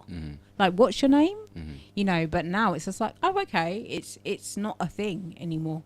Whereas before, no one was even attempting to call you Tanuka. Like, no way. And it's good as well what you said, Remi, because like you want teachers who are firsthand, Absolutely.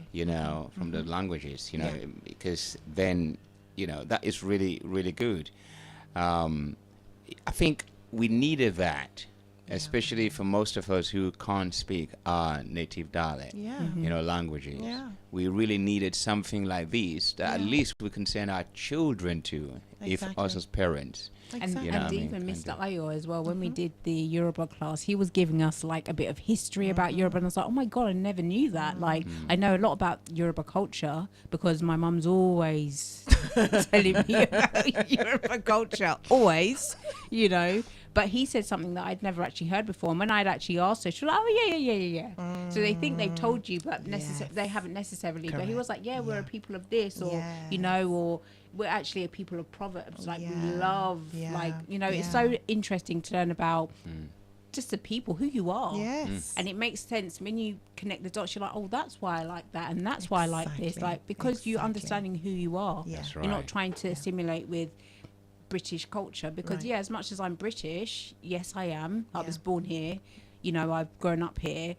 First and foremost, I'm Nigerian.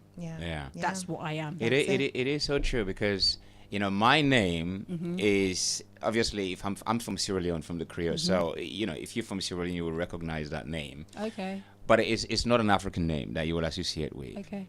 However, it's like I've said to myself, the same is not going to happen to my children. Right. So all of them have the African name first as first name. Can you give us two of their names, or one of their names, please? Abiose. Lovely. I got Aisha, I got Maria, Okay. Samuel, Neodoy, he actually is, and Emmanuel. Fantastic. Yeah. And so it is good. So that's what I'm saying, like, the School of African Languages, definitely is a good thing. It's a good thing for us in the diaspora who are lacking our native languages. Absolutely. And sometimes people don't have anyone else. They don't have family necessarily. They don't have all the connections, but they are still trying to connect with who they are. They know that maybe they're from, this tribe from this country, but I don't have any surviving, maybe they don't have any surviving relatives or anything like that. So again, School of African Languages is a way of connecting for that person. It doesn't necessarily have to mean it's what it means to you as a person, but it's there nonetheless. And I absolutely love that, because one of the things we say is we're here, so find your tribe with us. So it's about tribes. We are your tribe. So come on, join learn a language. That language group is your tribe. That's your not say it's your family, but that's your language family. And that is so important to connect. And I love what Tanuka said just then. You may not have family that can pass on the language, but let me tell you, on the flip side of that, you may have family, but they have no patience to teach you. that is a strong, a really strong one that we've been hearing. So when you're learning from your family, it's not always a great experience, you're smiling. Have you got a story there?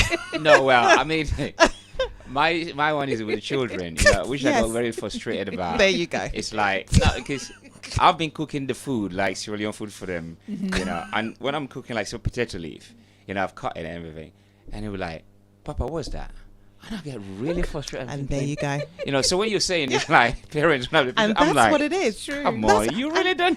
That's what it is, and that happens with everything. So that's just not with language. It's just that with language, you really need patience, because remember, I said you need to make mistakes, and as parents, we don't like mistakes. We want our child to be perfect in our eyes, but we need them to make mistakes, because that's how they grow. So in the class, it's so important to make mistakes. It's also important as well with the resistance. Like my daughter, she can be quite resistant, and you're just like, but why? Like, what for? I know we're in England, but in case you didn't know, you're not English. Like, you need to have some sort of familiarity, backbone. Like, come on now, like, and even when I'm like, okay, well, let me teach you how to do jollof, or do no, but Yeah, I she hear has you. to. No, I I'm just like, you have understand. to, because Yeah, you yeah. can't go through your life like that. No, And absolutely. you're going to grow and you're going to become an adult. Like Yeah. you can't be just Life eating skills. chips Mm. or No, I oven understand. food. It's like, true. that's not fair for you. Yeah, like, yeah, you yeah. need to learn these things. You need to learn Absolutely. how to cook eba and Yeah. egusi and Yeah. efo stew. Yeah. They want to And talk about kelewele, please. Exactly. everything Kelewele. as well. Yeah. Absolutely, because I love that stuff. I will make Yeah. that all day long. I make it with Yeah. my eyes closed because I Yeah. love it. But you will learn how to do it. And she's like, oh no, I don't like this smell. Oh please, please, Tammy, don't make me angry. That's so this old. evening. Yeah, don't make You me know, angry. that stereotype You- is so you- old. Yeah, but this is the thing though. I You love think that. that, I love but that. this is her. This is what she said, and I'm like, no. Like with this, that needs to be corrected. That Yeah. that can't be Yeah. a reality. Yeah. I mean, for me, it's just like the excuses were before, like time. It takes long to cook African food. I say, listen, it takes a long time to make your body healthy. Absolutely. You know what I mean? Absolutely. Yeah? You can mess your body in the twinkle of an eye, just like that. Eating one bad food, and that's it. Yeah. You know what's going to happen. You're right. You know, but to build it up, it's a lifelong process. Absolutely, So agree. our food is not like you said, a microwave. No, You it's can say not. 2 Not at minutes. Yeah. And then, if you want, you can take it 1.5 minutes because you're impatient. Or if you want, you can even take it half an hour. Yeah, If you, yeah. I mean, 50 You have seconds. the choice. The choice is Exactly. there. Yeah. So that is great. Let's go to Somalia, because Yes. another track you chose from Somalia. Oh, goodness. I don't know this artist. This is my first Yes. time. Yes. And it's really banging. Yeah, it is, You know? isn't it? So I don't know why I shouted then. I apologise all to all the listeners. It's exciting. That's how you know it's excitement. So Enjoyment. I'm pure enjoyment. So this track I heard from my friend Yeah. Ahlan, and I hope I said her name properly because she always gets me and says, "Remi, you say the H too hard. Yeah. It's not it's Ahlan. Ahlan." So this is from one of my closest friends, and she actually showed me this song. This song is banging, and my son Gabriel loves this. So I'm gonna give this out to Gabriel. This is a shout out to Gabriel to enjoy. Jigga Jigga, please. Awesome track. Enjoy Gabriel and every one of you that loves it. And the Somalian dancing, my goodness. Oh God, that's that's.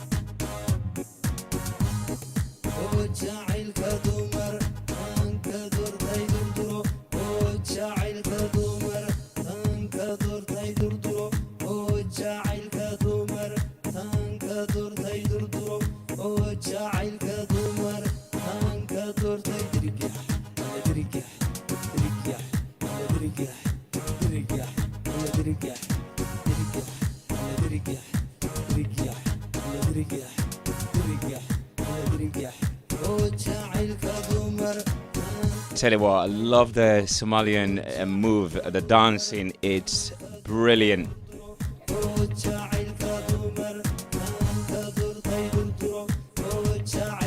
I mean, why did you select this, Remi? Do you know what is so one of the key things was that I wanted to represent different parts of Africa and the different 5 family languages. Yeah. The one area that I didn't pick though was North Africa. I wanted to get one from North Africa. Right. And I love dabka. I'm not sure if you know about dabka. Dabka is a traditional dance that they do in Morocco. They do in a lot of Arab countries, and dabka is danced to folk music, like folk songs and stories. So I wanted to pick one, but I thought to myself, you know what, that would probably get me dancing in here and distract everyone. So I left that one off for next time. But yeah, that's the reason I chose this. I just love the song. Like, my friend introduced it to me. It makes you smile. Like, I'm looking around, everyone's smiling right now. So that was the reason why we chose that. And is it Dato? Dato. Dato. Yeah. Well, thank you very much. Please correct me. I'm gonna research the artist, and yeah, man, it's brilliant. Yeah. Brilliant. Thank you for that. You're welcome. See how we share this That's thing? it. That's yeah. really great. Partnership. You see that? That's right. The key. And we were talking about here my special guest and a friend, Tinuke, and she's just a best friend and a good friend. With Remi Dada for such a long time, and Remi Dada from the School of African Music, also School of African Languages. African. This Somalian thing, innit? Yeah, you know what I mean. The dancer School has of got African language, rather. I'm gonna get on this after the show. Trust. Yeah, also a special advisor to the Minister of Culture and Tourism, and working to build a partnership with individuals who love to speak an African language, because you've been going to part of the continent for such a long time. This is an opportunity for you. Also, schools, parents, you know, if you would love your children to learn African languages, which are Yoruba, Igbo, Tree, Swahili, and Wolof, Amharic, 5 languages. So many more as well. That's you just right. log on and let us know. Yeah. So if you would also, you're going to give the website. But Absolutely. if there's any country that you're from and you want them to start to teach, and if you're a teacher, if you're a professional teacher, or if you just know the language professionally and able to teach, they can get in touch as well. Absolutely. So we'll give you the website again. It's a long website, but it's one that's really easy to remember. www.theschoolofafricanlanguages.com. Really simple.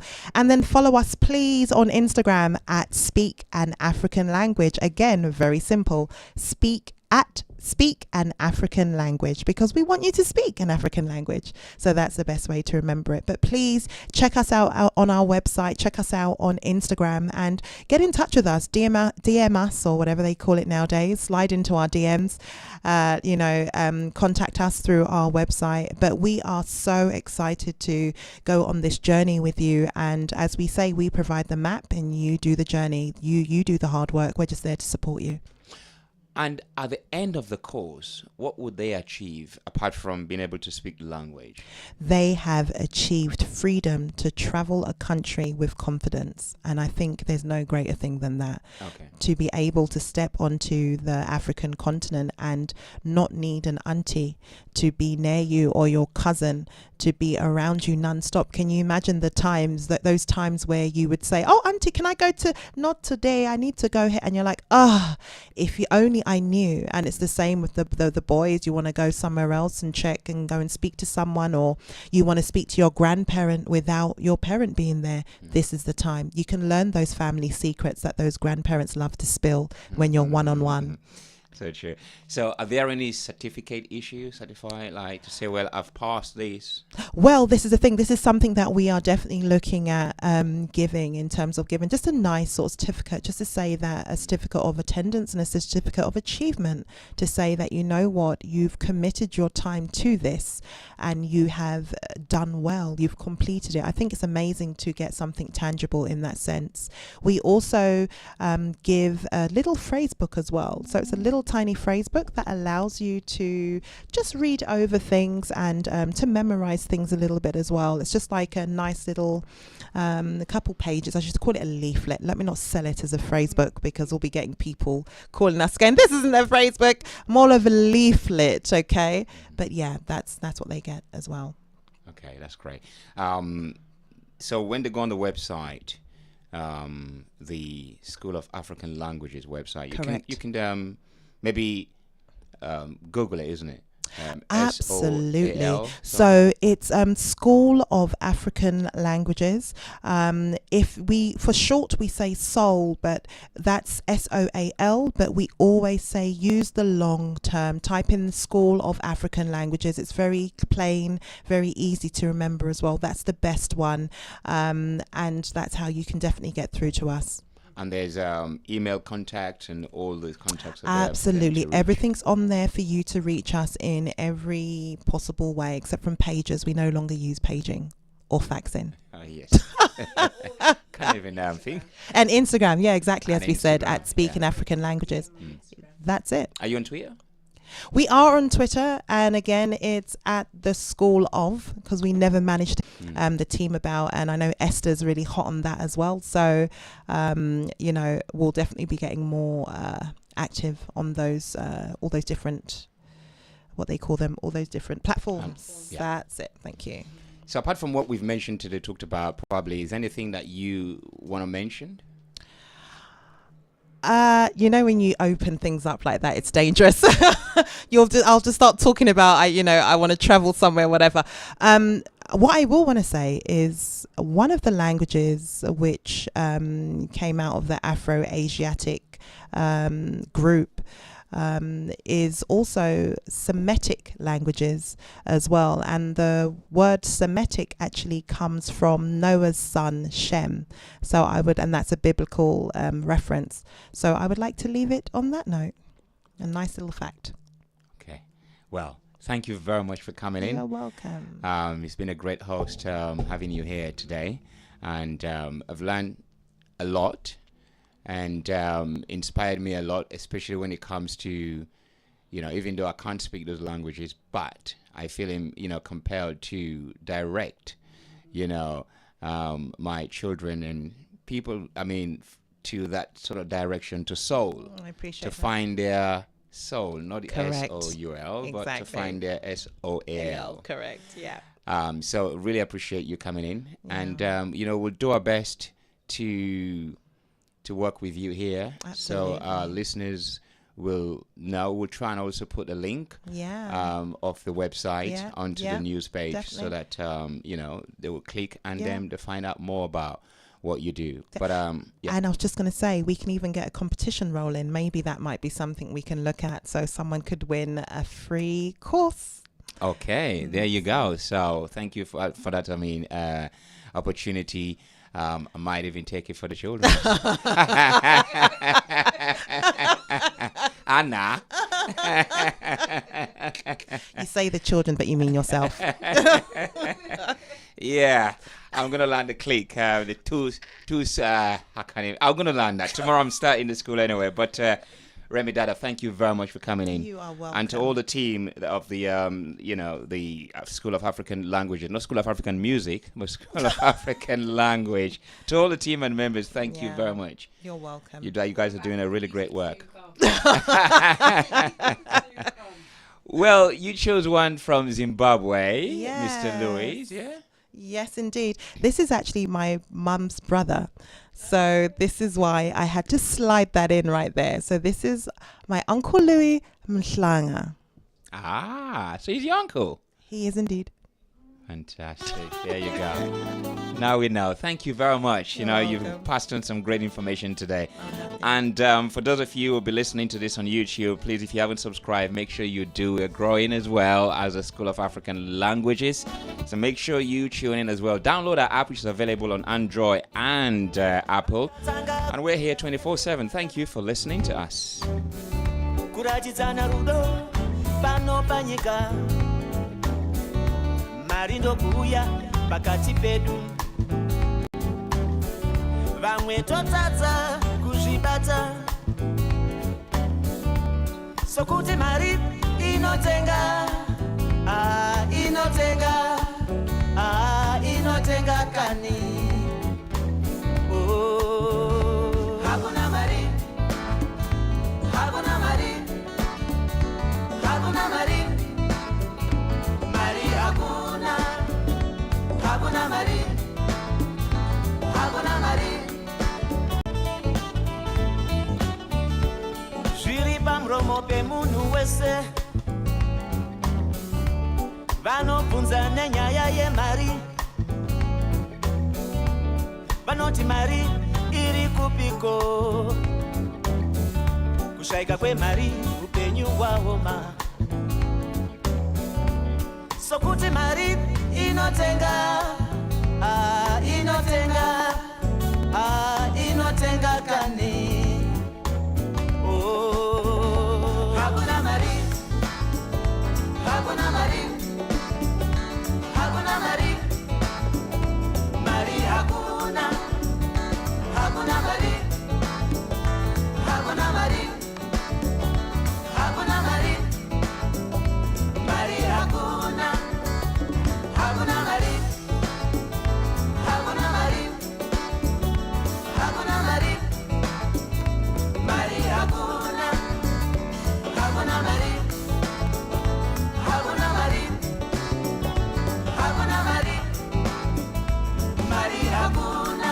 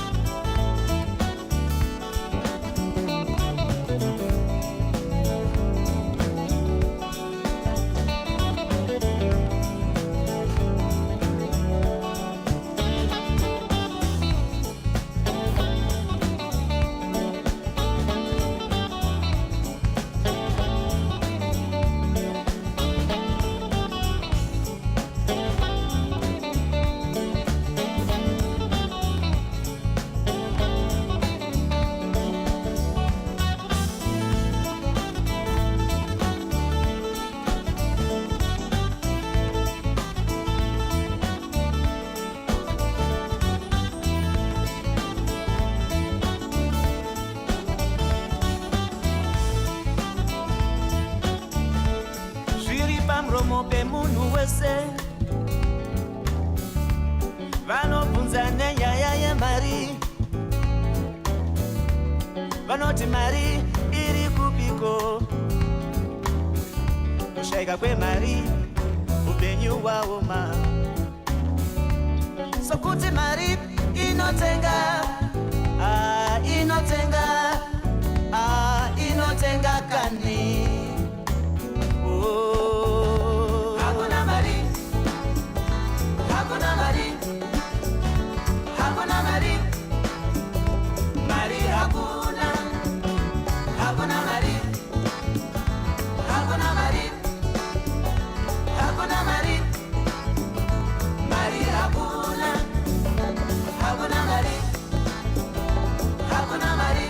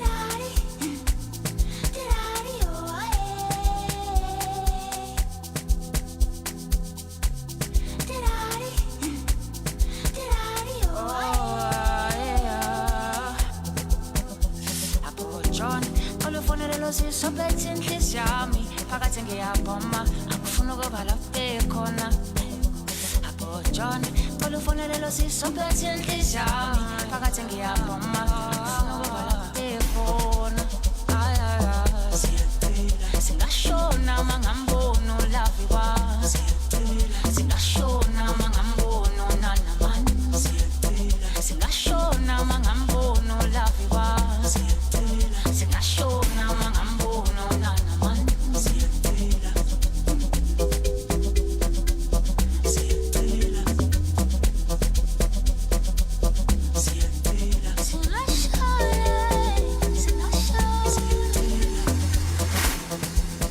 Manubian queen chocolate ungalali ngezanzokulala Manubian queen chocolate ungalali ngezanzokulala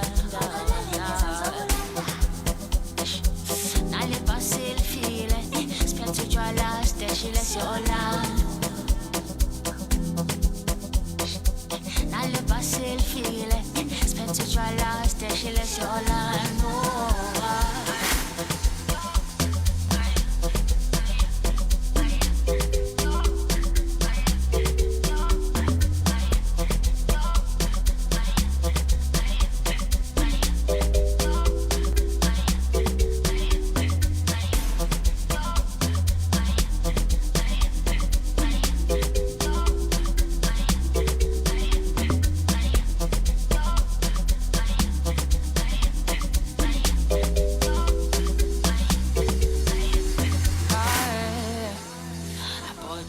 Johnny, tell Kazeli story.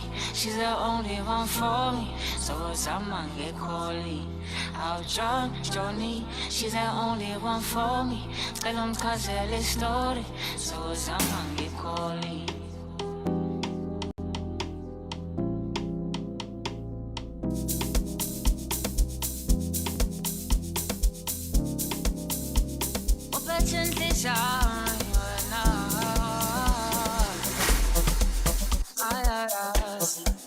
Singashona mangambona ulavi wazi singashona mangambona nana man singashona mangambona ulavi wazi singashona mangambona nana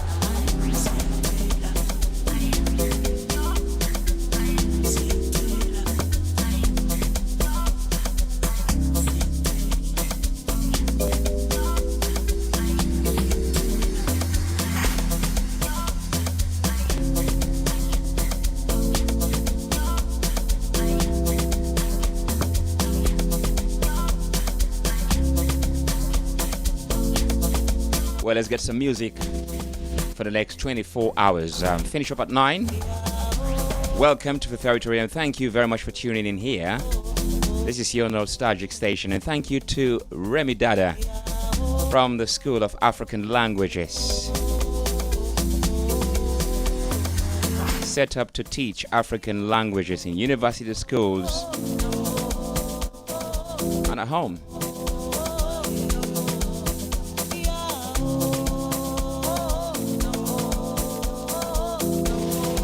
Make sure you subscribe if you haven't yet to our YouTube channel, Feferity London.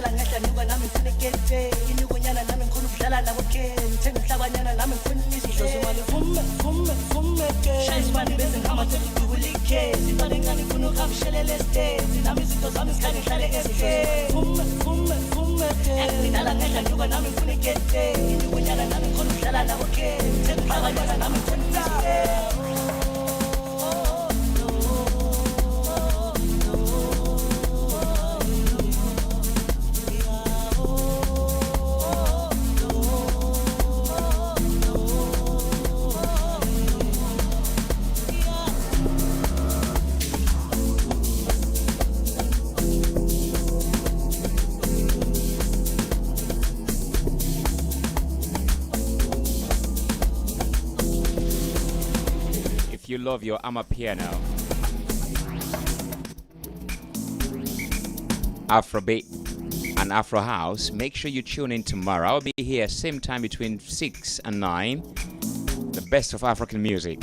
That's Amapiano, Afrobeat, and Afro House.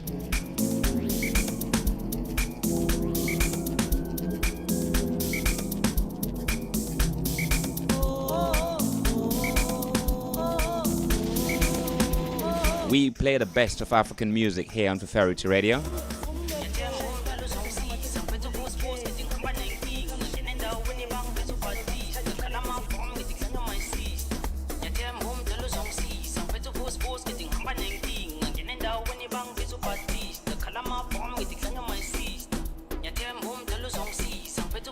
Shout out to Coach.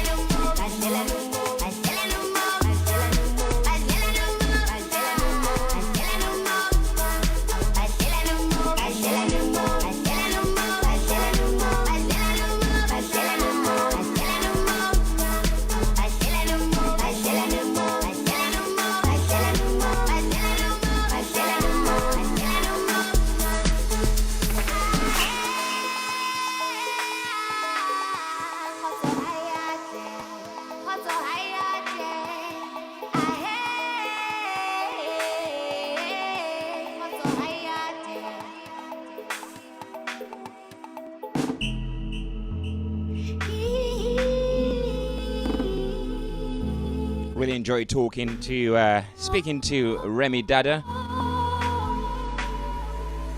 member of the School of African Languages, SOAL, SOAL.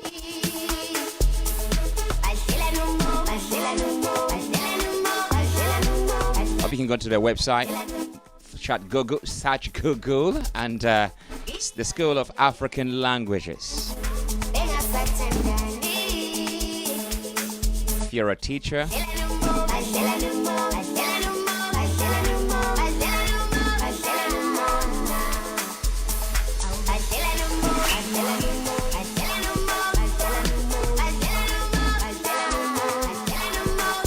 if you want to learn African languages, especially Yoruba,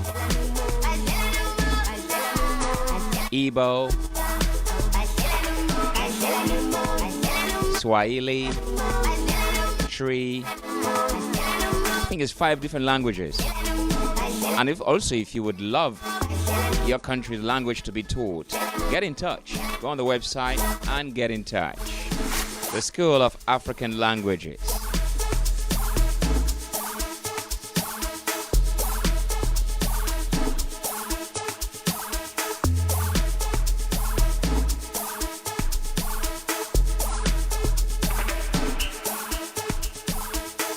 Well, tomorrow is all happening right here on Feferity Radio. More music like this. We're doing playing you some Afro beats, Amapiano, and Afro house. Bringing Africa to you in 3 hours.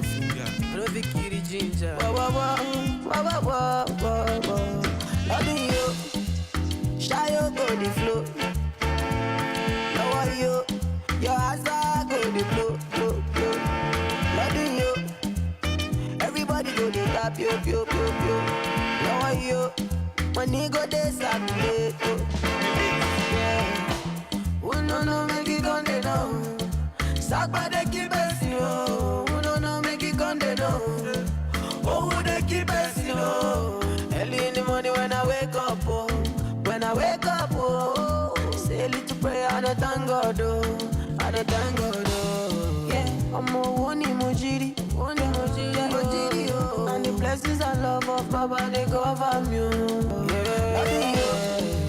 Shy go the flow. Now your eyes are go the flow. Loving you. Everybody go the tap, pio. Now money go this and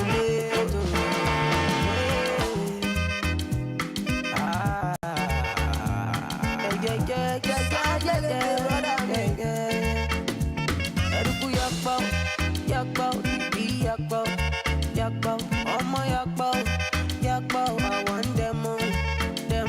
Eruku yakbo, bibi yakbo, omo yakbo, I want them all.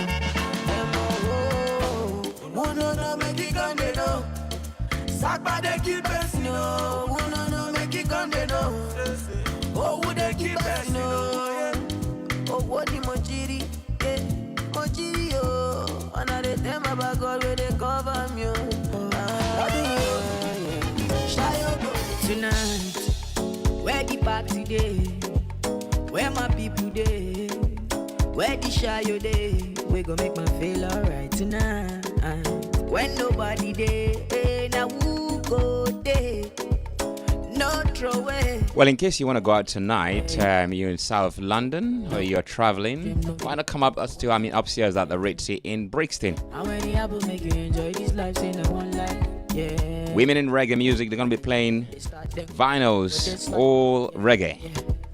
Upstairs at the Ritzy in Brixton.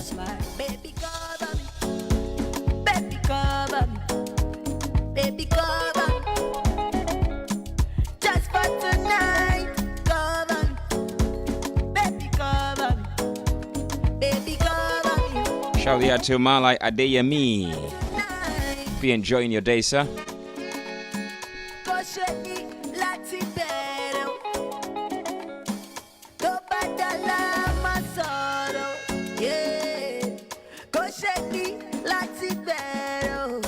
Oh, my baby. what the music do to me. She said, now the music make her fall for me. She said, my music got the hold on her. She said, my music got the hold on her. This life will you see if you make you buy now. Life day with money can buy now. I don't try now. No be everything you see for like me and now. Whoa. Tonight, where the party day? Where my people day? Where the shy you day? We gon' make my feel alright tonight. When nobody day, now who go day? No throw away. Yeah, yeah. Baby cover me. Baby cover me. Baby cover me. Just for tonight. Mommy, oh. Baila, mommy, oh. I could do this all night long. Don't go, babe. Carry me, they go, babe. Carry over, no, babe. Shade it in the end about you. Don't go, babe. Carry me, they go, babe. Carry over, no, babe. Shade it in the end about you. Lelele, lelele, lelele, lelele, lelele,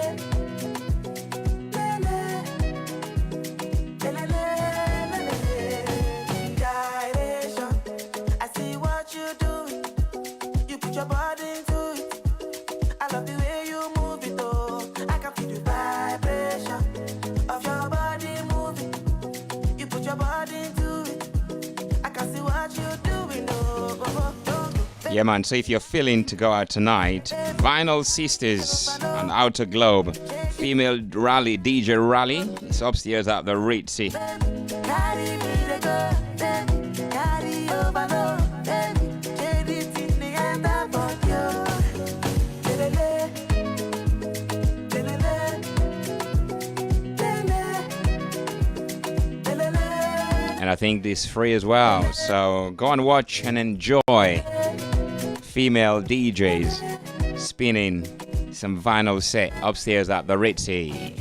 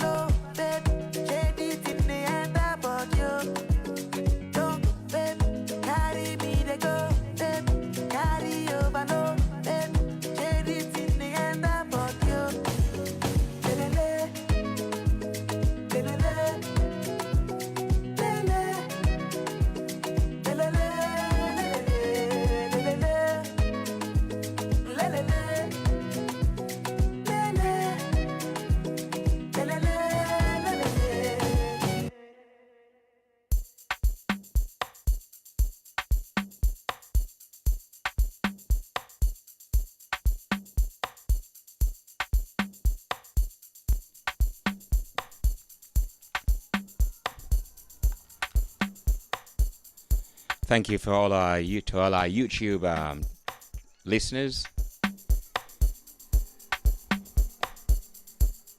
Thank you for keeping our company here. And to all those listening to us on the web, on your download on your app, Feferity Radio app, thank you very much. We're here 24/7. Make sure you join me tomorrow for more of this music. It's going to be Amapiano, Afro beats, and Afro house.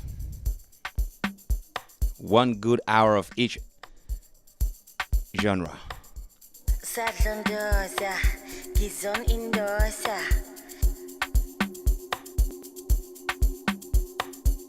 Sadlondosa, Gizon Indosa.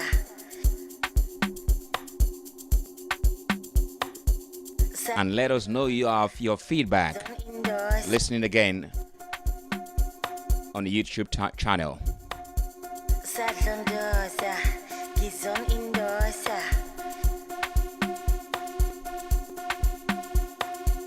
Sadlondosa.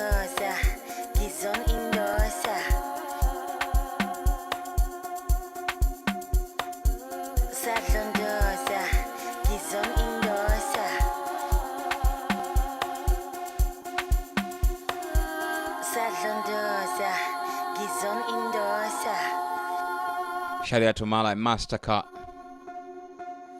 Sadlandosa, Gizon Indosa.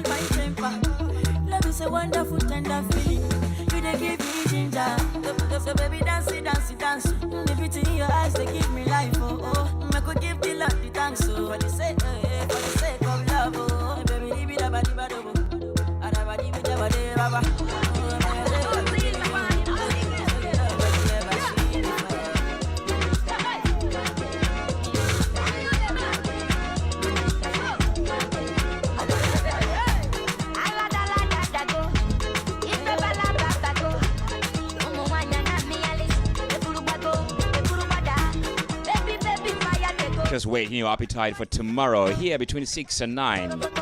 Catch some African vibes here. Afrobeat, Amapiano, and Afro House. 1 good hour of each. Thank you very much for listening. My name is Freestyle, and thank you to my special guest today, Remi Dada of the African School of Languages, and Tinuke, a very best friend.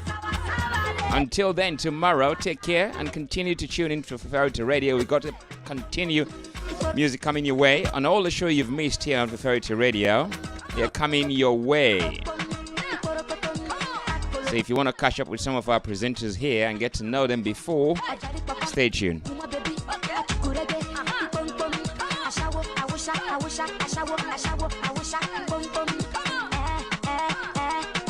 You have Jim Erikai, who is having a show here on a Sunday evening between the hours of 6 and 8.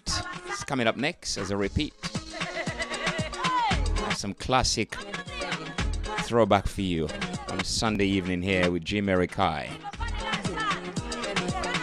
Take good care now, and thank you very much for tuning in. Make sure you subscribe and like to our shows on YouTube, and continue to spread an app for us, for your friends and family to download. They're available on Android and Apple Play Store. Until then, tomorrow, take good care and enjoy the rest of your sunshine. I want some pom pom pom pom pom. She come the pom pom pom pom pom. Waka waka baby.